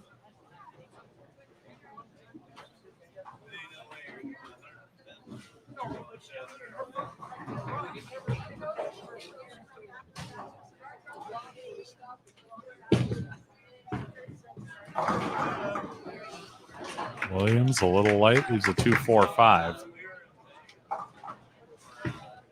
But Wade opens on the Minnesota side. So back and forth we go.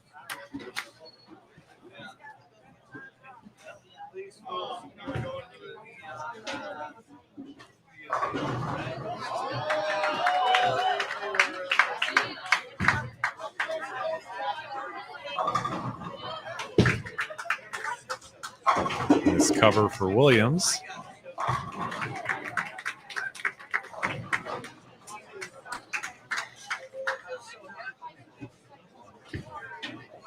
Zoe Skinner up high with a 3-6-10.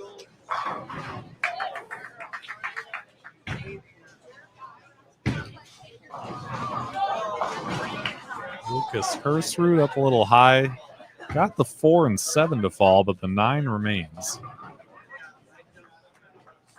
He struck both times on the right. It's just that left lane that is giving him a little trouble.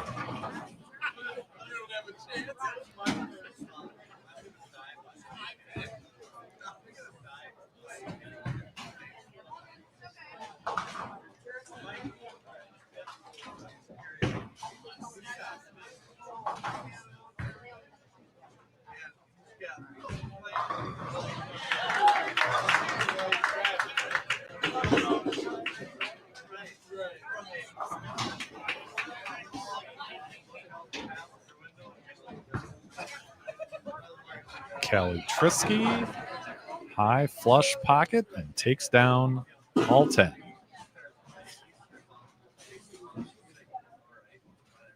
So Wisconsin with about a 25-pin advantage moving into the 5th on the girls' side. On the boys' side, here's Andreessen going for the front 4.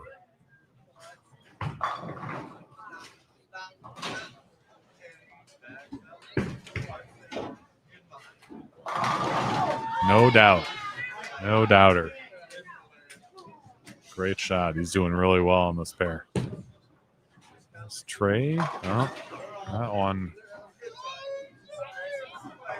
that one sailed on him. Like he didn't quite get it where he wanted it to be.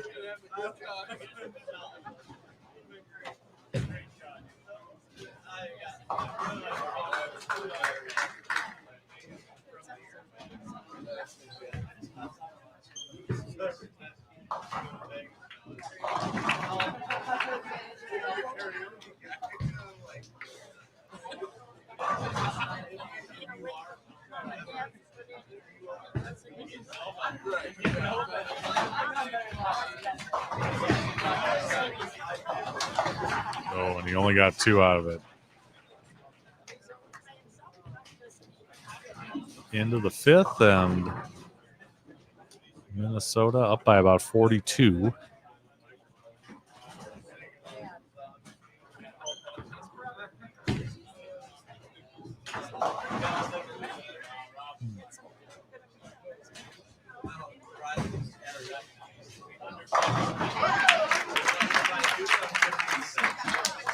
Shot by Kozel.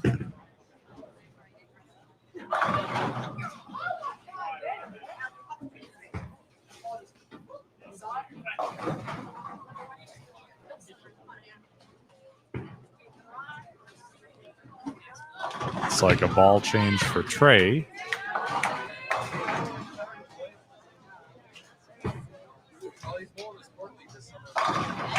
Hale connects for her first double of the match.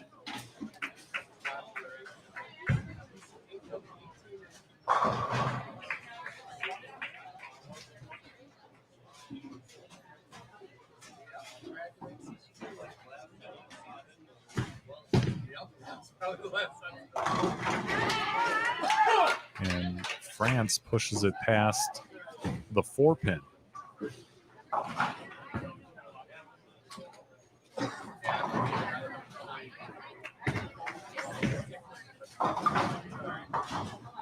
Up high for Cole, but he knocks out the 6, just leaving the 7.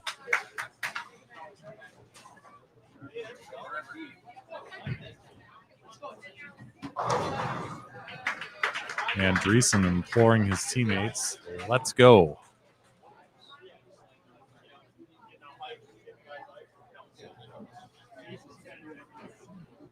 Got a nice little lead to build on, but they got to keep striking. Here's Blake Hansen. Up high and just left the 6-pin.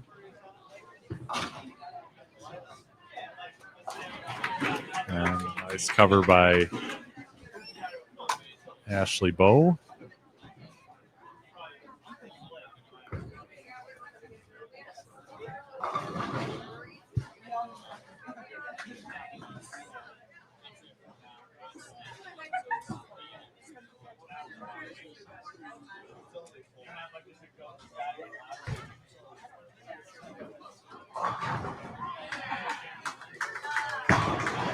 Oh, nice shot by Matisse, but rings the 10. So shoot after that spare as Williams takes down 10 on a nice break.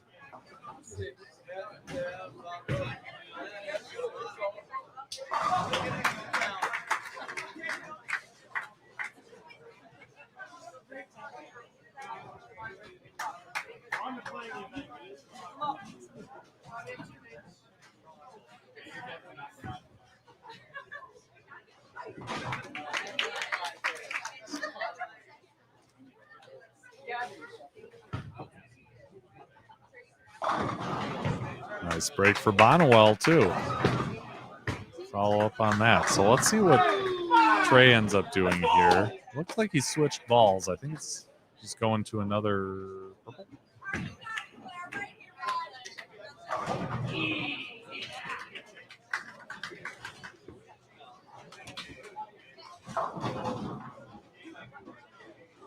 Maybe not.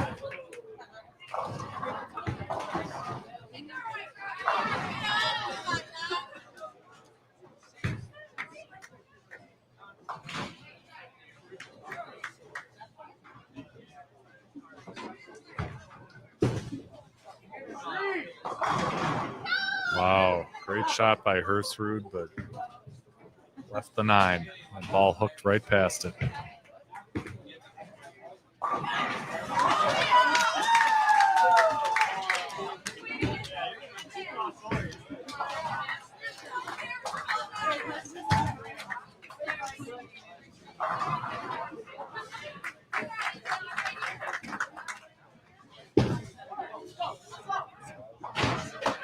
Neither side has one team running away with it, that's for sure. There's certainly opportunities, and you can hear the cheers off to the left on the Wisconsin boys' side.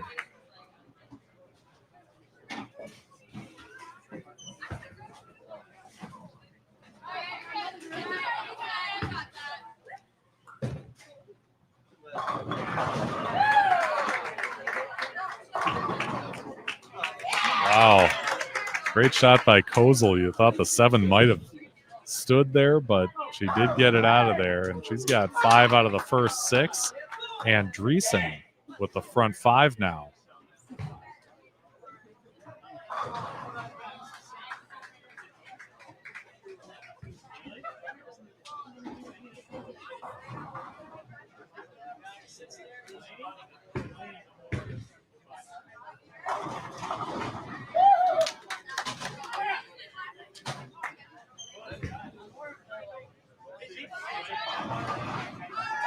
Taylor Letha put her first shot in the ditch, but covered the spare. Went Brooklyn, but that's okay. All 10 went down.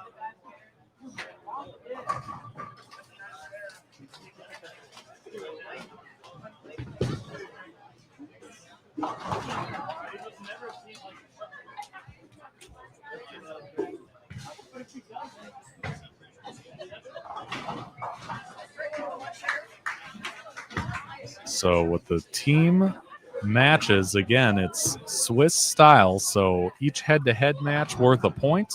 The team total worth 5. And we got a couple of tight matches here. Although on the girls' side, Wisconsin now up by about 62. So they're starting to pull away a little bit.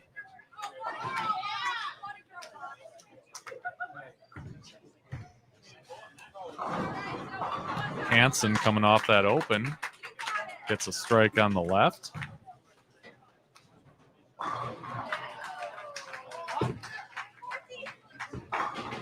As Minnesota's lead grows on the boys' side.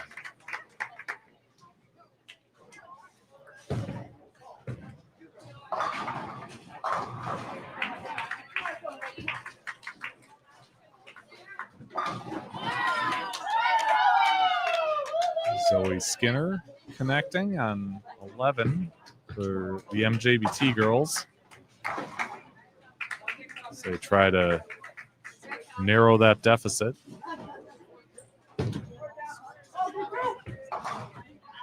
And only one for Drake after that really superb run he's had in singles and doubles. Now has 2 opens in the first 6 frames of this team match.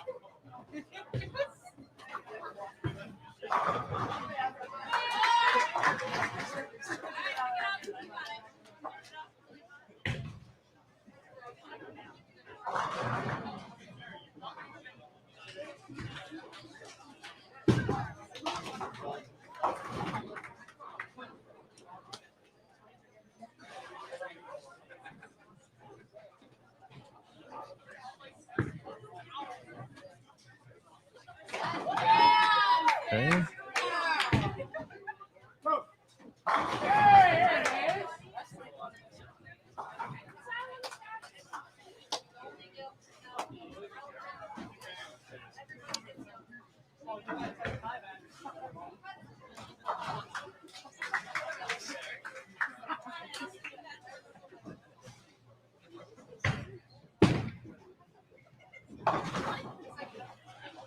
So Williams gets 2 out of that washout.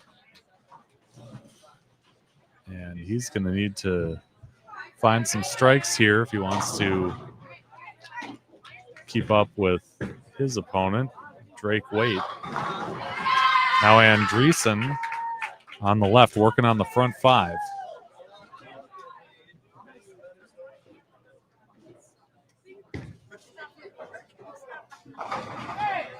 Make it 6.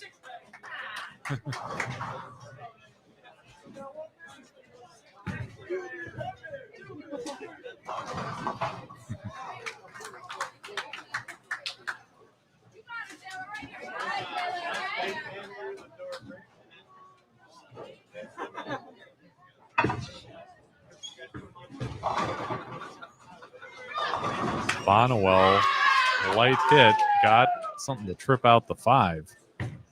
He'll stay out of trouble there, just the 7.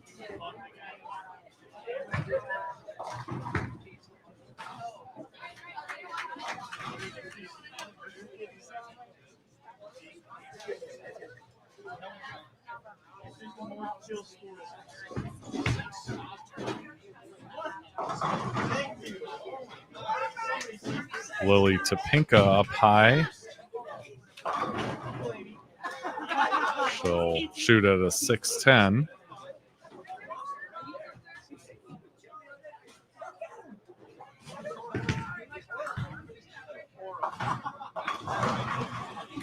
She's also a thrower in track and field, discus and shot put.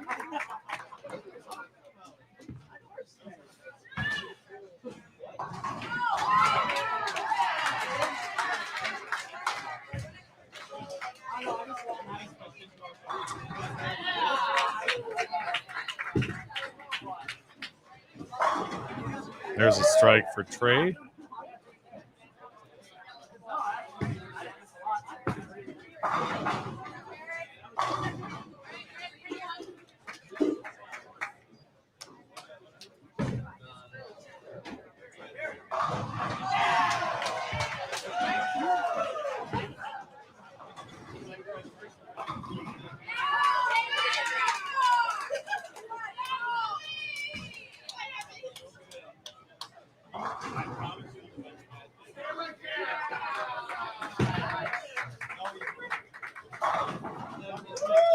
Great shot by Dakota France for the double.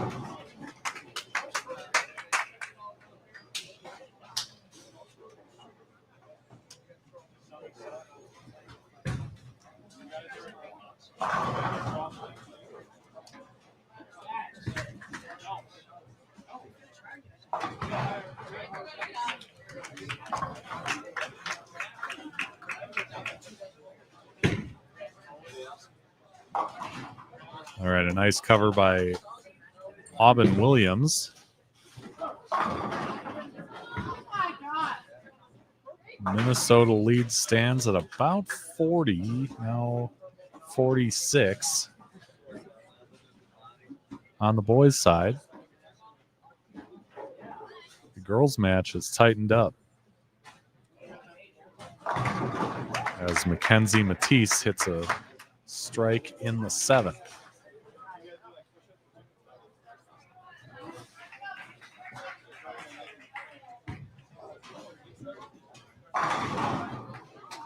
Big strike for Bonnewell.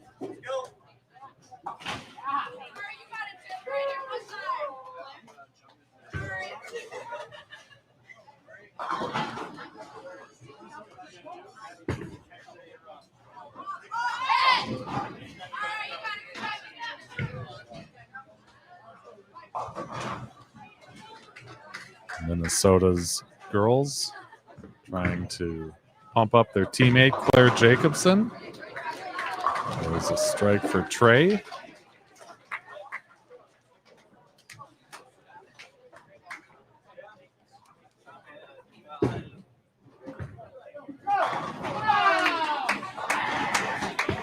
And the counter by Lucas Hersrud.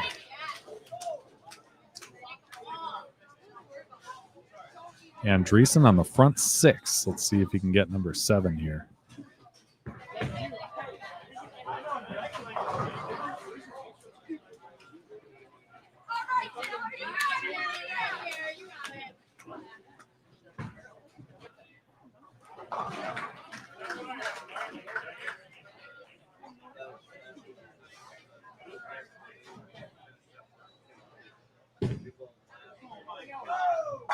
Well, that one went out the window, but nice run, really, on a pair that nobody else seems to be putting up any huge scores just yet. But still 3 frames to go, so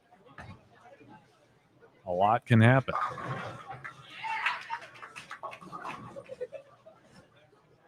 It's a split for Ashley Kozel as we start to see these individual matches take shape here.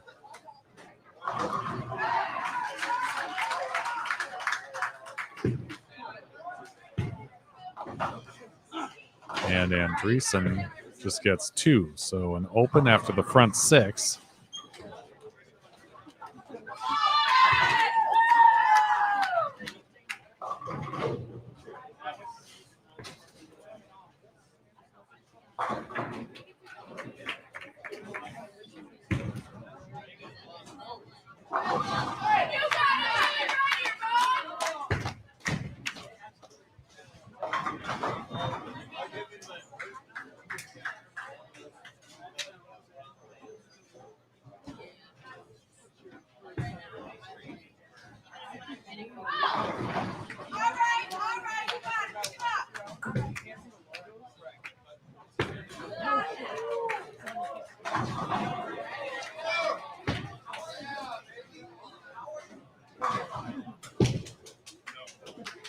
Gabrielise gets a nice break. Light hit. Shakes out the left side.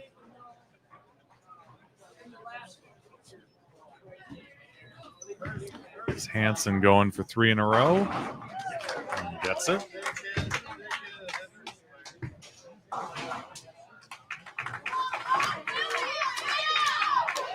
As the Minnesota lead balloons to almost 90.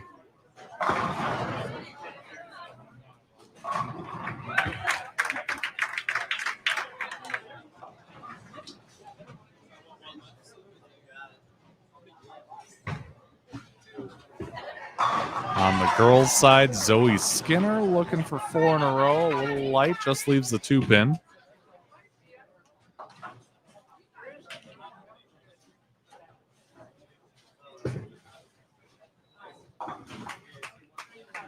And that one's starting to go back and forth.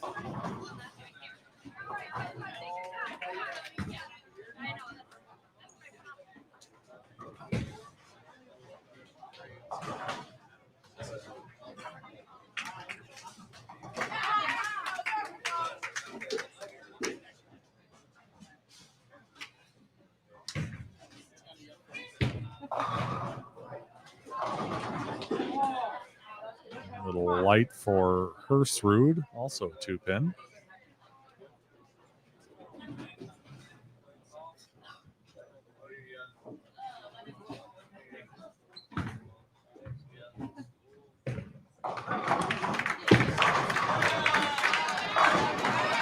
Great shot by Williams there.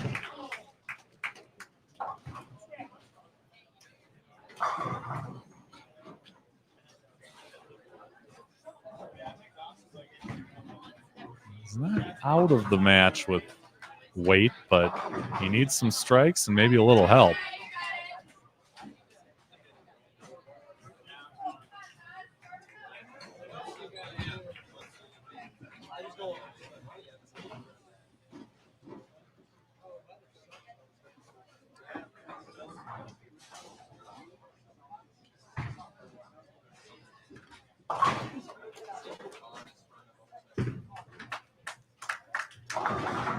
Bonnewell, that one didn't turn the corner.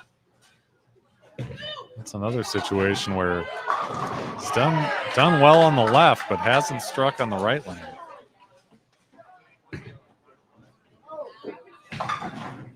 Andreessen goes up high.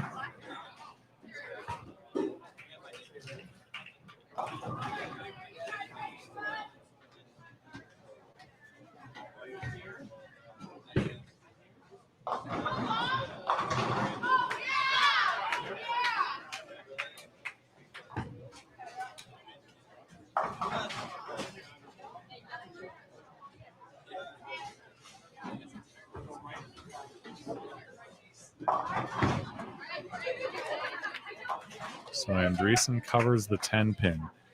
If Trey can hit the next 5, he'd be at 238. Andreessen would have to fit a double in there somewhere to beat him. So it's not over. And there's his 3rd strike in a row, so clawing his way back into this. Setting up for what could be a nice finish here.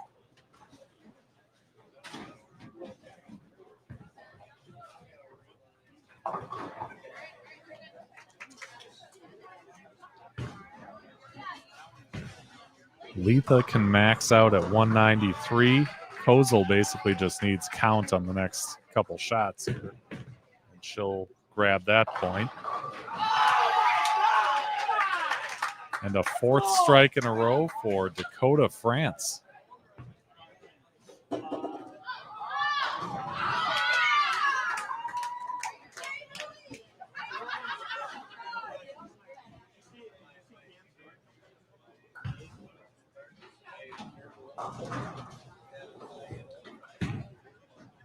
Looks like Minnesota boys side on the off to the left. They've got a small lead of about 20-some.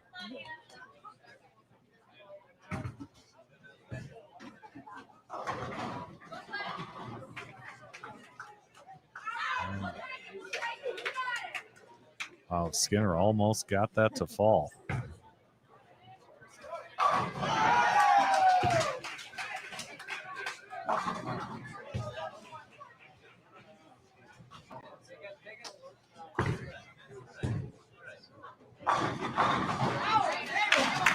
The strike from Dawson Cole.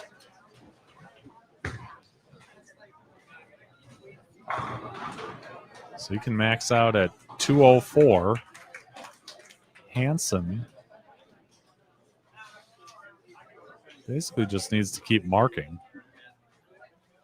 3-6-10 is not a gimme, but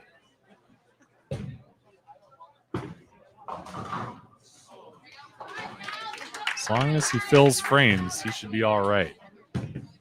Here's Williams. Oh, up high and leaves himself with a 4-6.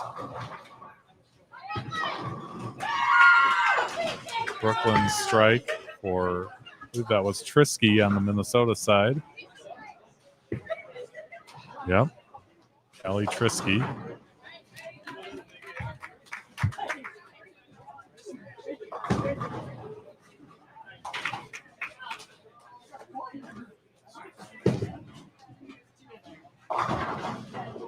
And weight goes up high, leaving a 6-9-10.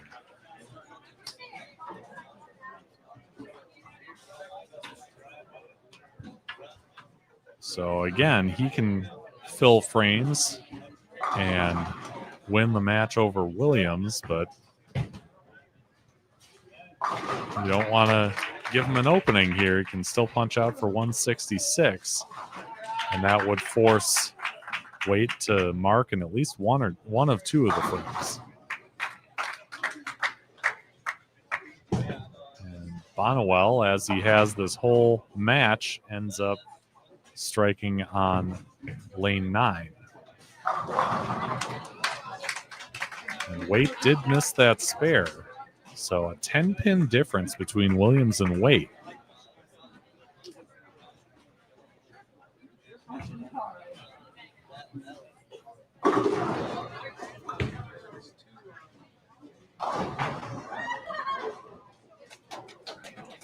And Trey was a little light there, left a 2-4. As we finish up the 9th on the girls' side, Mackenzie Matisse threw the first one in the channel. Let's see how she does on the second ball. Got 9 out of it. So she's in a bad spot in her match against Trisky, who is ahead by almost 40. On the team side of things, it's Minnesota holding on to a 48-pin lead. As Hale ends up with a washout. Now Jacobson, with the support of the team behind her, hits a double. Her first strike in the 10th. And she's definitely going to take the individual point. But right now she's trying to get her team through and winning that team point. Andreessen up a little high, left 4-pin.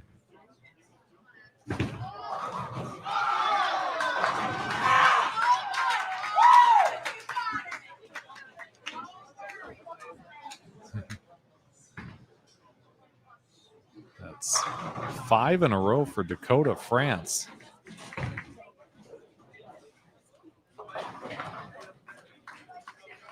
He can hit the next 2 to shut out Gabrielise.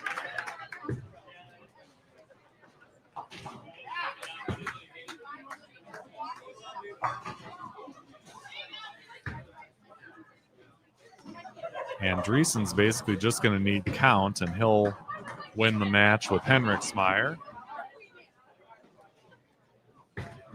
And 8 count for France.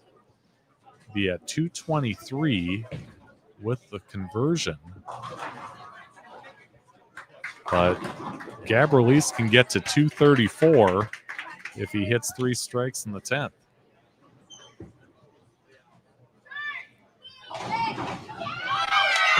Oh, and Letha takes down the 8-10. She won't win the individual match against Kozel, but they're trying to keep Wisconsin at bay. Their lead's still at almost 60 pins.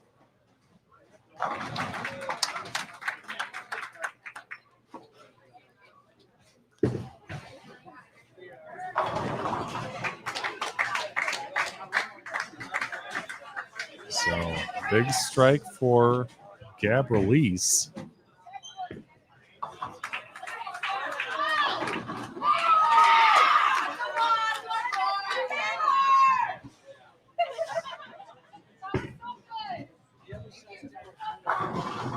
I believe he could go 9 spare and tie, but a strike would just about give him the point here. So, pretty important shot here for Gabrielise in the 10th.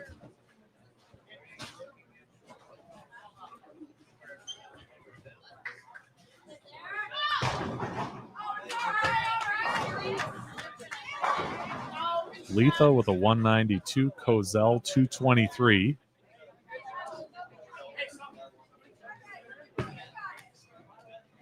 Now Gabrielise working on 4 in a row.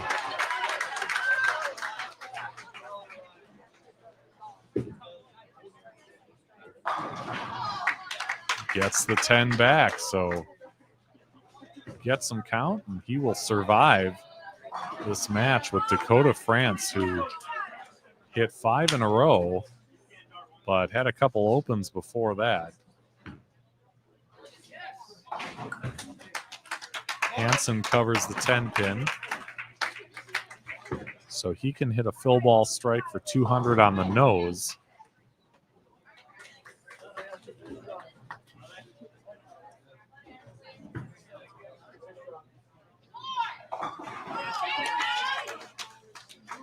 And a spare for Lily Topinka.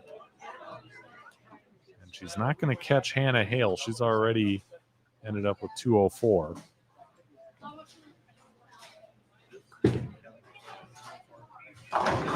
Trying to maintain that lead as Gabrielise 234 to seal up his point.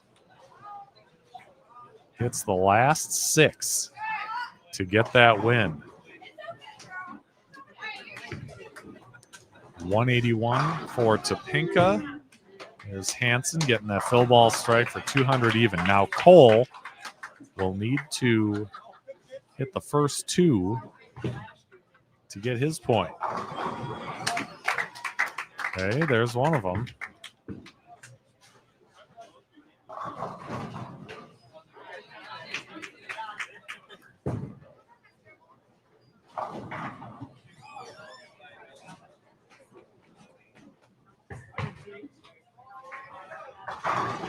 Nice shot from Zoe Skinner. And she'll take the individual point for Minnesota.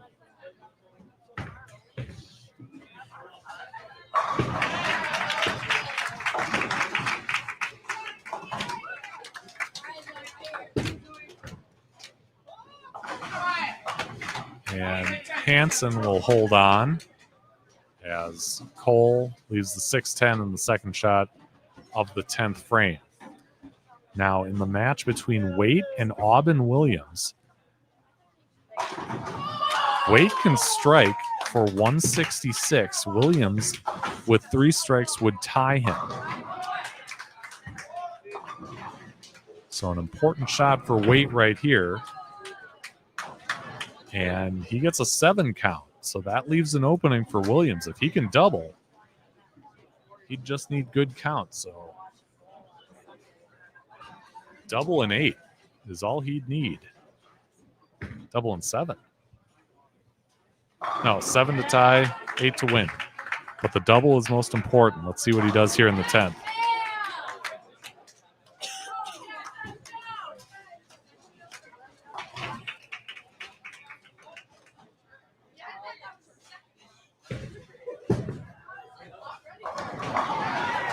Big strike for Williams, who's only struck once in the 9 frames leading up to this point, has the first strike in the 10th. Another strike and count, and he would take his point.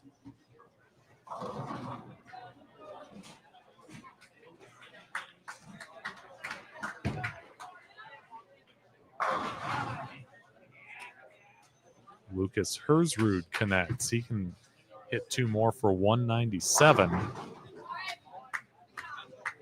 And that would force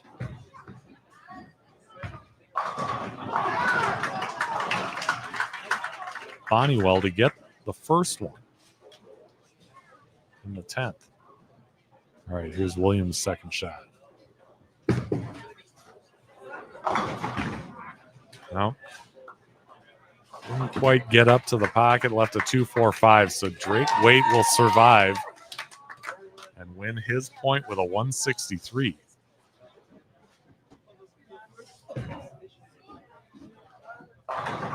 On the girls' side, Trisky is going to cruise to a win, and the Minnesota girls are going to win the 5 points for their match.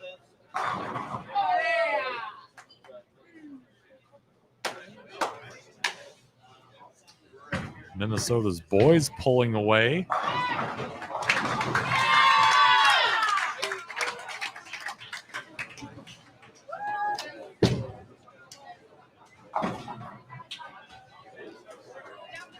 And Williams knew he had an opportunity there and let it slip away. High fives all around on the girls' side of things. As Minnesota claims some important points there on both the team and individual side of things. And they immediately report over to lanes 7 and 8, where their girls are having a little trouble with Wisconsin, as Isabel Colon is a strike away from a 269. 279.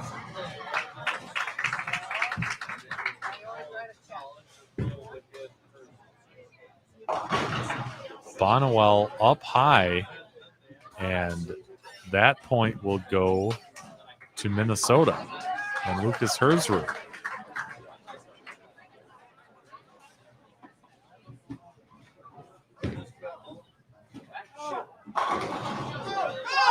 And Dreesen takes down the 10 with a well-timed messenger. And he just needs to keep it on the lane, and he'll get his point over Trey Henriksmeyer.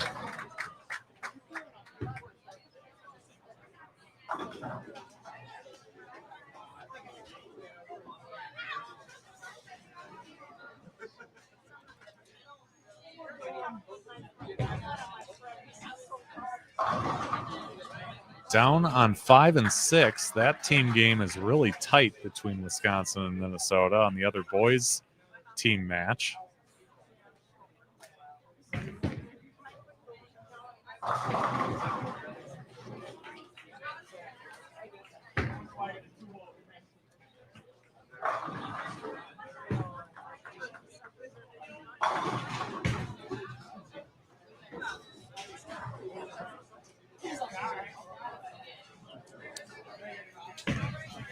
So now you've got all 10 Wisconsin girls and all 10 Minnesota ladies hanging on every shot on 7 and 8, which is off camera, but I can try and describe what's going on there.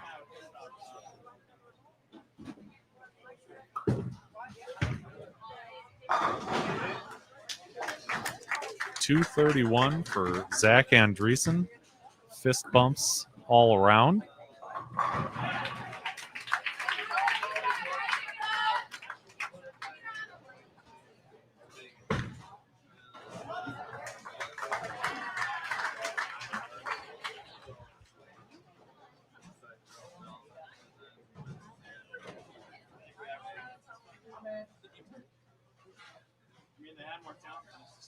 Oh.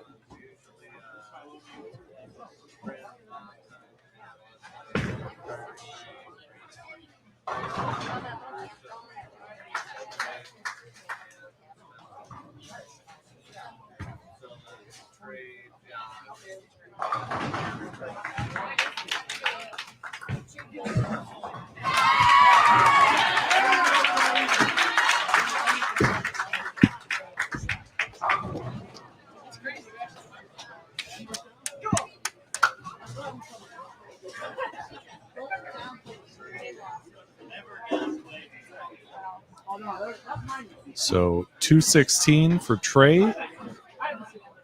1,014 for Minnesota is good for a team win.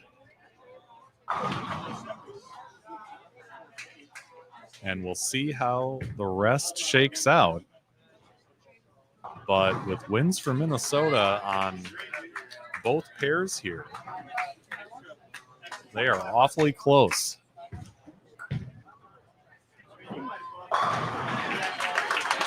Meanwhile, a 277 for Isabel Colon.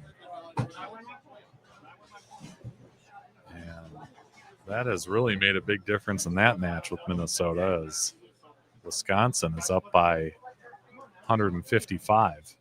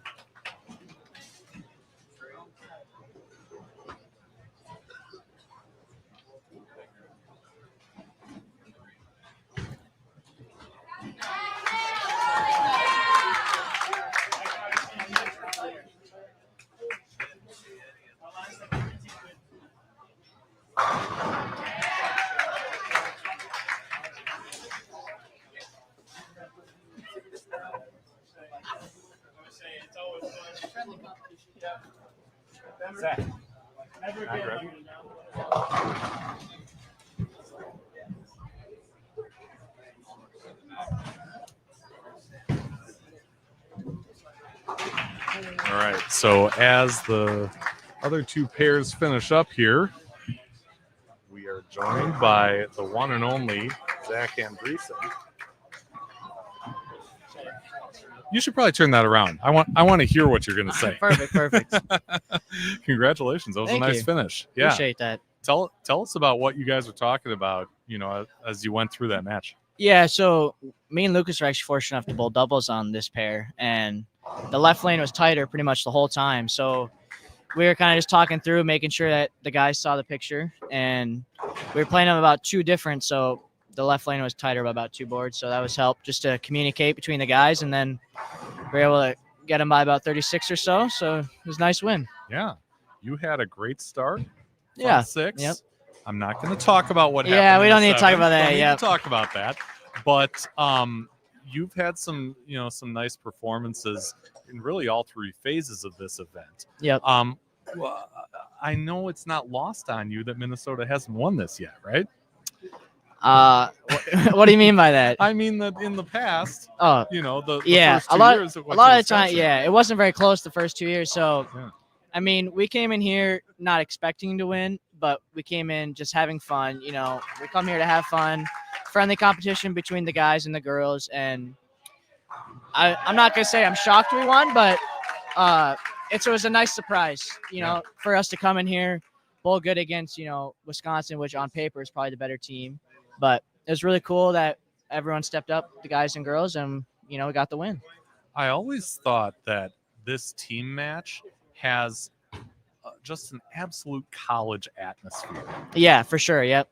And for those kids who are still in high school and get to experience this kind of for the first time, that's got to be cool to be one of the mentors to kind of show them through. Yeah, and a lot of these, kids who are bowling are planning on bowling in college, so it's a really good experience for them. And for me, just being able to help them through it. I mean, I always love coaching, so being out there to help mentor it's really nice. Yeah, I saw you have a clinic coming up. At Owatonna. Yeah, that'll be fun. Yeah, get to teach some of the younger kids going up, and we also have a junior gold clinic going on the day after that. So be able to shed some light and give some good information to the younger kids. Is that a first-time thing for you? Yep, that'll be a first time officially. I've done some coaching stuff on the side, but it'll be my first official coaching clinic. Yeah. Neat. Yeah. Okay. Cool. Good stuff. Obviously, best of luck with that. Thank you. Yep. Tell me about the season. I mean, Mount Mercy was a powerhouse throughout the year. Yeah. I know ITCs didn't end the way you wanted, but how would you sum up this season? Just college-wise? Yeah.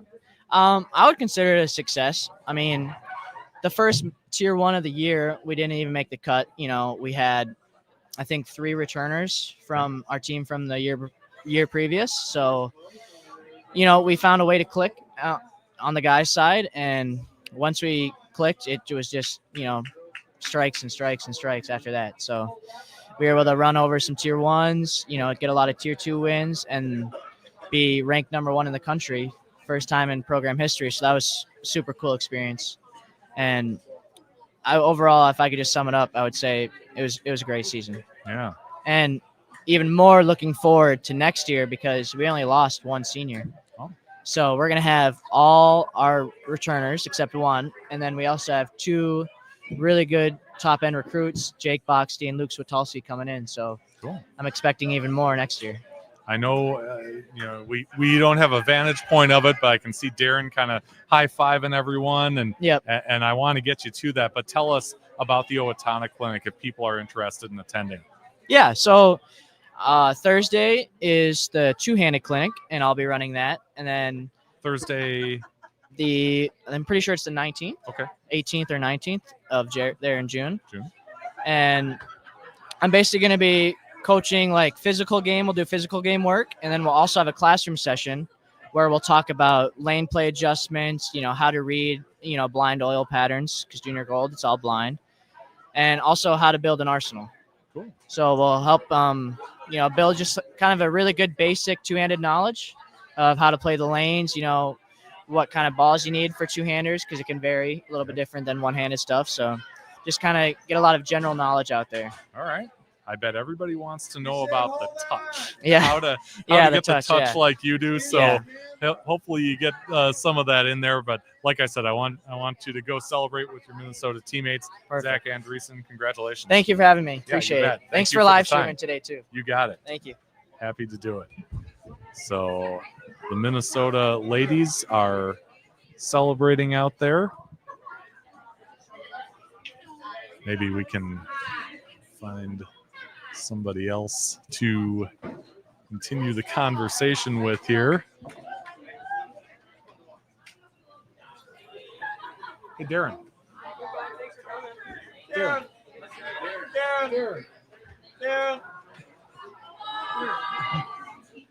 Can I grab you, or do you need to? I was going to turn these scores in. Go turn the scores in. Yep, then come back. All right. So hopefully we'll get Darren in a second here. Get some insight on what has turned into a celebration for Minnesota. They're also going to have a trophy presentation out there. I'm going to try and flip the camera over so you can see some of this.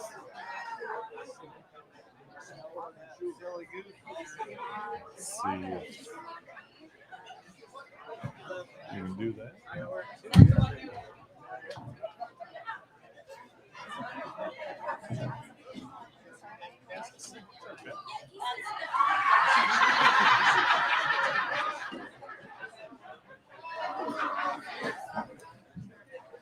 I'm not sure what he did just there, but it looked pretty exciting.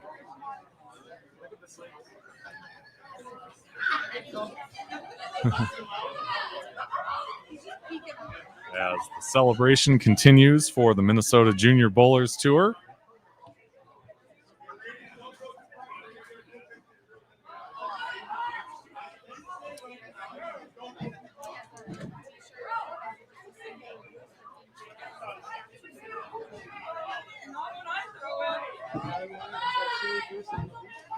And I'm sure we'll have a presentation of the trophies down there too. The trophy, anyway.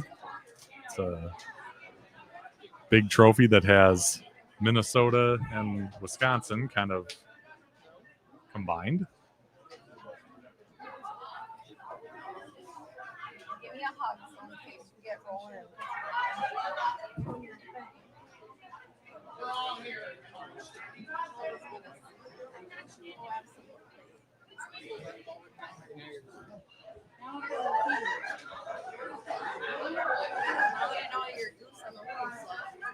Silly goose. If you did the ducks, and she said no. So, I know. I asked if you did the ducks. She said no. It's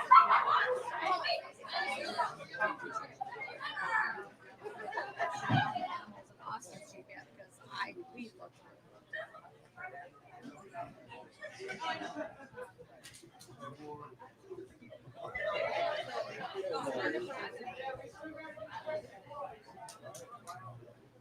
Who invited you? I did. We're inside. Probably not.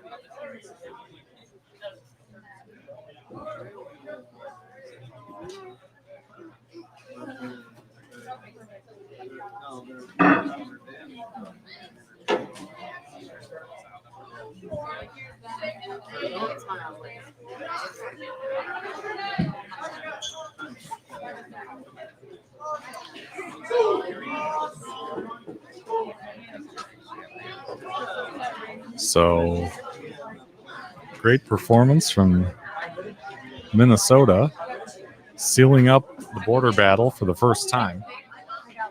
Oh, good. Good job. Send them to me.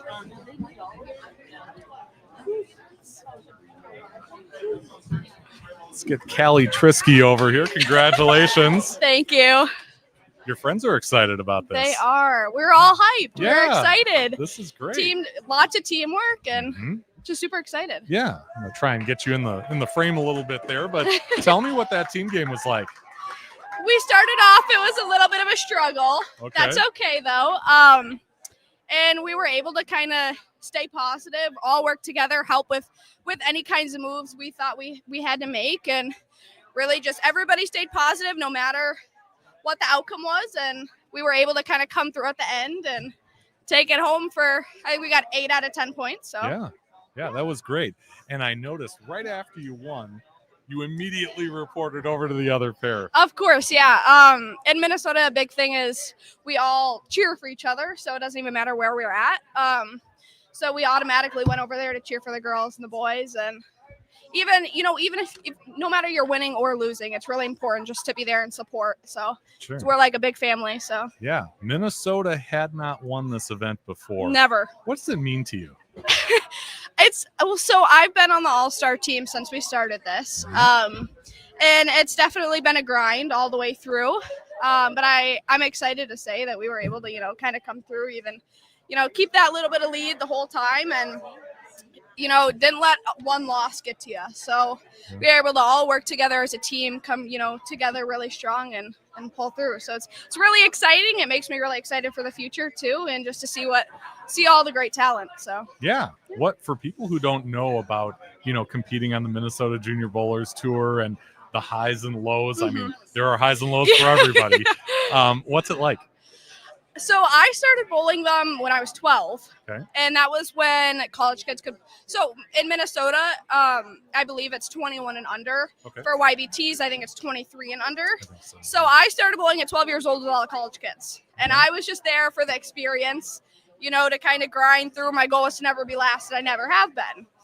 And it really, it's a great community because you build friends throughout the whole thing. So it doesn't matter if they're younger, older. I mean, you get to watch everybody grow into who they are, grow within themselves and their games and everything. So it's really cool. I mean, I started from the bottom where I would go for 9 games. I mean, I'd go minus 400. And now I'm going plus at events and everything like that. So it's really cool just to watch everybody grow into themselves, into their games, become better, and support everybody through it all. And I mean, you make amazing relationships. I mean, I have lifelong friendships, people that are done bowling the tour, that I still reach out to and talk to, quite often. And anybody who can get the chance to come out here and bowl them, I would say 100% worth it. Even if you're not confident you'll make cut. I wasn't confident at 12 I'd make cut, but it was for the experience, bowling on sport shots and all that kind of thing. So yeah. And Ellen was over here before, and I said, if you try it and you kind of fall on your butt the first time, don't give up. It's not a one-time thing where you're just automatically great. Right, and it's a big grind, honestly, and you got to put the work in outside of tournaments too. So you can go bowl all the tournaments you want on sports shots, once, twice, 3 times a month. But if you're not putting the practice off the lanes, within your mental game and practicing, on spares and drills and all that kind of stuff, then you're not going to perform as, to your best ability during these sport shots and that kind of stuff, because it's tough. So yeah. Now, you had a big game this last game. Through the course of this day, who do you think you're the most proud of on your team? On my team? Yeah. And I mean girls or guys. Honestly, I know it's not necessarily the answer you're looking for, but everybody, because everybody had those. I'm looking for honesty, and that's yeah, what you got. And honestly, not everybody, because I don't know how everybody bowled, Sure. But everybody had some type of lowest game. Yeah. But they obviously didn't let that get to them. Like our team, I know I had a lower game, earlier on in the day, but you can't let that get to you, and you just got to keep pushing through. And that's what everybody here did, was no matter, and you talk about the support and going to cheer everybody on. That's why it's so important, because even if somebody's getting down, you got to get them right back up. So I would say I'm honestly proud of everybody. They all worked super hard. They all supported each other, picked up their spares, and really just stayed positive the whole day. So did the things that it takes to be champions. Right. We'll see you out here tomorrow, I'm guessing. Yes, all right, for sure. Fantastic. Well, good luck with that. Thank you so much. And congratulations. Thank you. It's very nice talking to you. Good to talk to you too. And there she goes, one of the newly crowned Minnesota champions. They are posing for pictures right now with the trophy. Maybe and see if we can grab another one or two of them to tell us about the concept of winning and all that good stuff. I'll try and switch the camera back here. See a little of what's going on over there. But yeah, 8 out of 10 points in that last match on the ladies' side. That'll do, right? So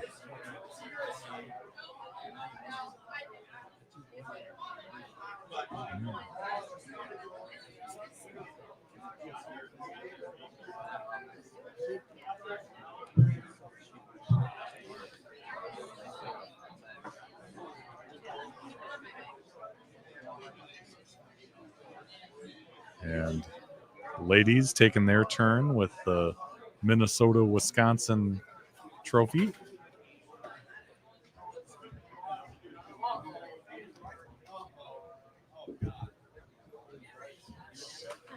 Come here, Cooper. Have a seat. Game time? Have a seat. Uh-oh. It is game time. Blake Hansen, congratulations. Thank you. Take me through that last match. What happened? What went right? What did it feel like? It feels good. It feels good to get the win after losing the last 2 years. So I definitely felt good. Counting up the tallies, counting up the scores. Those girls had 8, we had 9. Just needed 2 down there from our people, and they came through. I think the pins just fell the right way. Spare shooting for me was god awful, but teammate bagger. So we're going. Yeah, we're going. Yeah. That was, it's quite a collection of talent on that team that you were on with Lucas Hersrud and Zach Andreessen. Yep. What was the chatter among you guys during that game? Just trying to keep it lighthearted, not take it too serious. This isn't sanctioned. We're not here to actually, try. We're not there's scholarship money involved. So we're just trying to have a good time, keep it lighthearted. And honestly, keeping it fun makes it's easier to stay loose. So I think just having fun actually probably won us that game. We weren't, when we got up on the approach, we were still loose, the team behind us. I was just trying to have a good time. So I think that really helped. Your dad is an emotional guy. Very. He lets it show in the Yes. interviews that I've done with him. Yep. Would you say that you're the same? Would you say that you're similar? I'd say I'm similar. Like in moments that are emotional, I can be very emotional. If it shows with tears, probably not often. That has to be a very, very, very heartfelt thing. But I can be emotional. I'll get teary eyed sometimes. But it's definitely an emotional thing, and you might not see it, but definitely feel it in my heart. Yeah. What is the bond between you guys like? It's it's a special thing just to be out there, right? Yeah. On an all-star team For sure. with super talented teammates, and your dad who's kind of pulling this whole thing together. Is there any way to put into words what that's like? It's honestly a full circle, because like when I was younger, I was watching, Zach, especially grow up. I mean, it's insane to watch, someone that's, a little bit younger than those top guys at his time, and he's still competing heavily with them. And then when I'm growing up, he's that guy I'm chasing, and now just, bowling on a team with him and Lucas, it's just kind of fun. And then down there on the other team of 5, I have there's 2 of my college bowlers, Cody and Dylan. It's honestly, it's like one big family. Do you ever wish that in some alternate universe you would have gone to high school at Armstrong? Never. Are you sure? Yes. Go Hawks. Go Hawks. Go Hawks. I don't know, man. Yeah, go Hawks. I don't know, but whatever. We'll table that for later. another time. Yep. But really appreciate the time and congratulations. Thank you. What a great win, and always good to have sentimental wins, bragging rights, whatever else this is, right? Mm-hmm. Yeah, and good luck tomorrow. Oh, if I show, I'm a little beat up. Okay. Yeah. But I heard you say you're gonna bowl. I'm trying. You're trying. I'm trying. Okay. I'm trying. Well, I hope so, and if not, on to the next, right? For sure. Yeah. Cool. Thank you. Thank you. Appreciate the time. There he is, Blake Hansen. And hopefully Dad is still around. I know he's got some administrative things he's taken care of, but I'm hoping we can get him. Oh, he's running. He's running over here. He's huffing and puffing. I just asked your son if in some alternate universe, if he wishes he could have gone to high school at Robbinsdale Armstrong Senior High, and he told me no. Wow. I never said he was smart. He is within earshot, by the way. Yeah, just that's fine. For those of you at home. Yeah, I'll tell him to his face. I wanted to wait until you were here. If you'll watch at the bottom, how good does that look? Looks really good. Very very proud of these kids.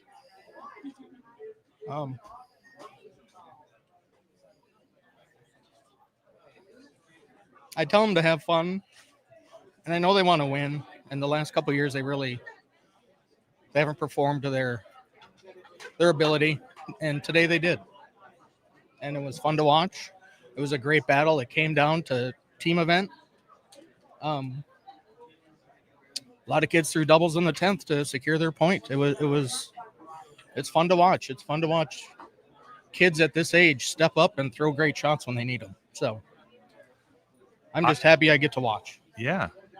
I like in the format of this that the team win is 5 times as important as the individual win. Absolutely. I said this in my Hall of Fame speech, probably every one that I've had. Most of my titles are team titles.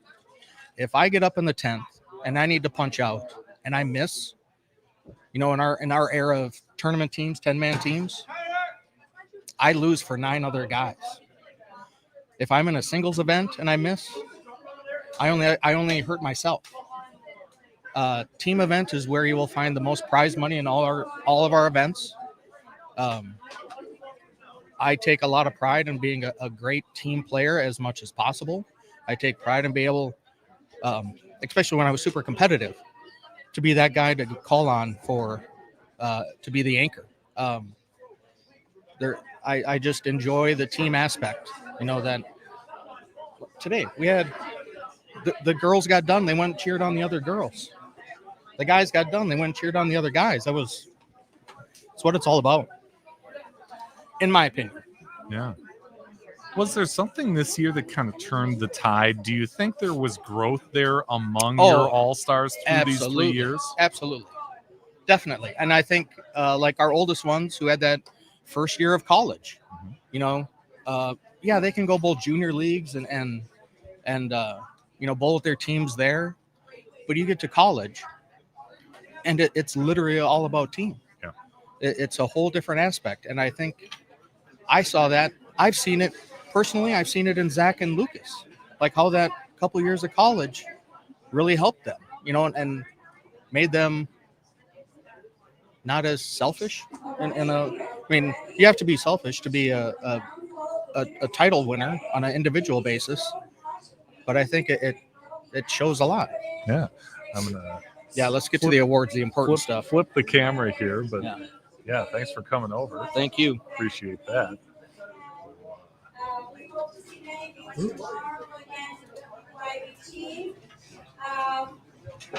We are going to start with some of the scholarship awards we have. We have a $50 scholarship award for the boys' high average to Lucas Bertrand, and for the girls' high average to Zoe Skinner. So 2 of the stars on the Minnesota Junior Bowlers Tour side getting recognition for high average.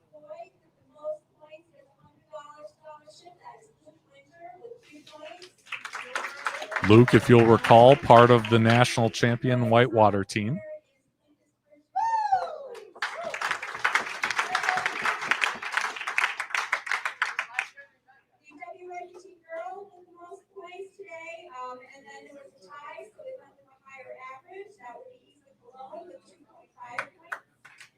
And I imagine that 277 in their final game didn't hurt.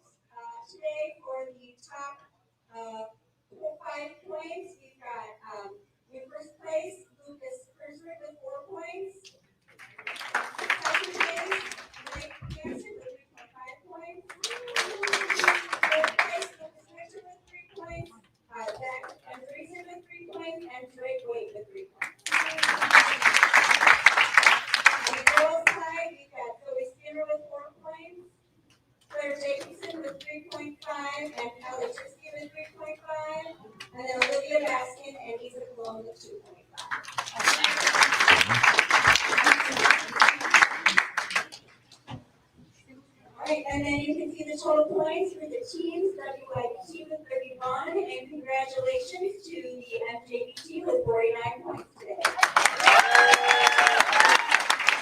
There it is in black and white and color. Thank you so much again for coming. Darren, great to work with you. Thank you. Have this event together. Really appreciate all of your help as well. And thank you to the vet for our live stream today. And I hope to see many of you tomorrow. Have a great evening.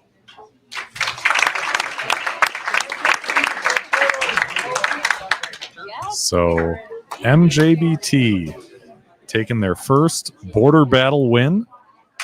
A final score of 49-31 over the Wisconsin Youth Bowlers Tour. Hey, you gotta have your jersey on here. So great bowling to both sides here, of course. And yeah, a Minnesota celebration on the lanes here. Don't forget that tomorrow we have here at Wagner's the combined event run by WYBT. They hold a junior tournament that has a lot of entries this time around. So, exciting stuff. And yeah, it's the Minnesota Junior Bowlers Tour for the first time, taking top honors here at the Border Battle 2025. I know that Darren said, and Ellen had echoed that it's awfully tough to get participation from the girls' side of things, and hopefully we can help make a shift in that to bring this thing back, because it has been a great event. And thanks to the singers, Ellen and Zach and Darren Hansen, for bringing me in to stream this thing once again. The Minnesota Junior Bowlers Tour, your Border Battle 2025 champions. That'll do it from here in Eau Claire at Wagner's Lanes. Thanks, everyone, for watching. See you next time. Thank you for watching Bowling with the Fef. Pound the like button and subscribe button. It's the easiest way to support the channel, and it's free. Bowling with the Fef is brought to you by Chip Magnet. Raise your snack standards. Jerry's Score More Bowling Supply inside Wagner's Lane. So Eau Claire, Wisconsin area's leader in bowling products and services since 1988. And Visionary Video Hub. Video with impact. Email bowlingwiththefef@yahoo.com with questions or to appear on the show. You can also reach out on your favorite social media platform.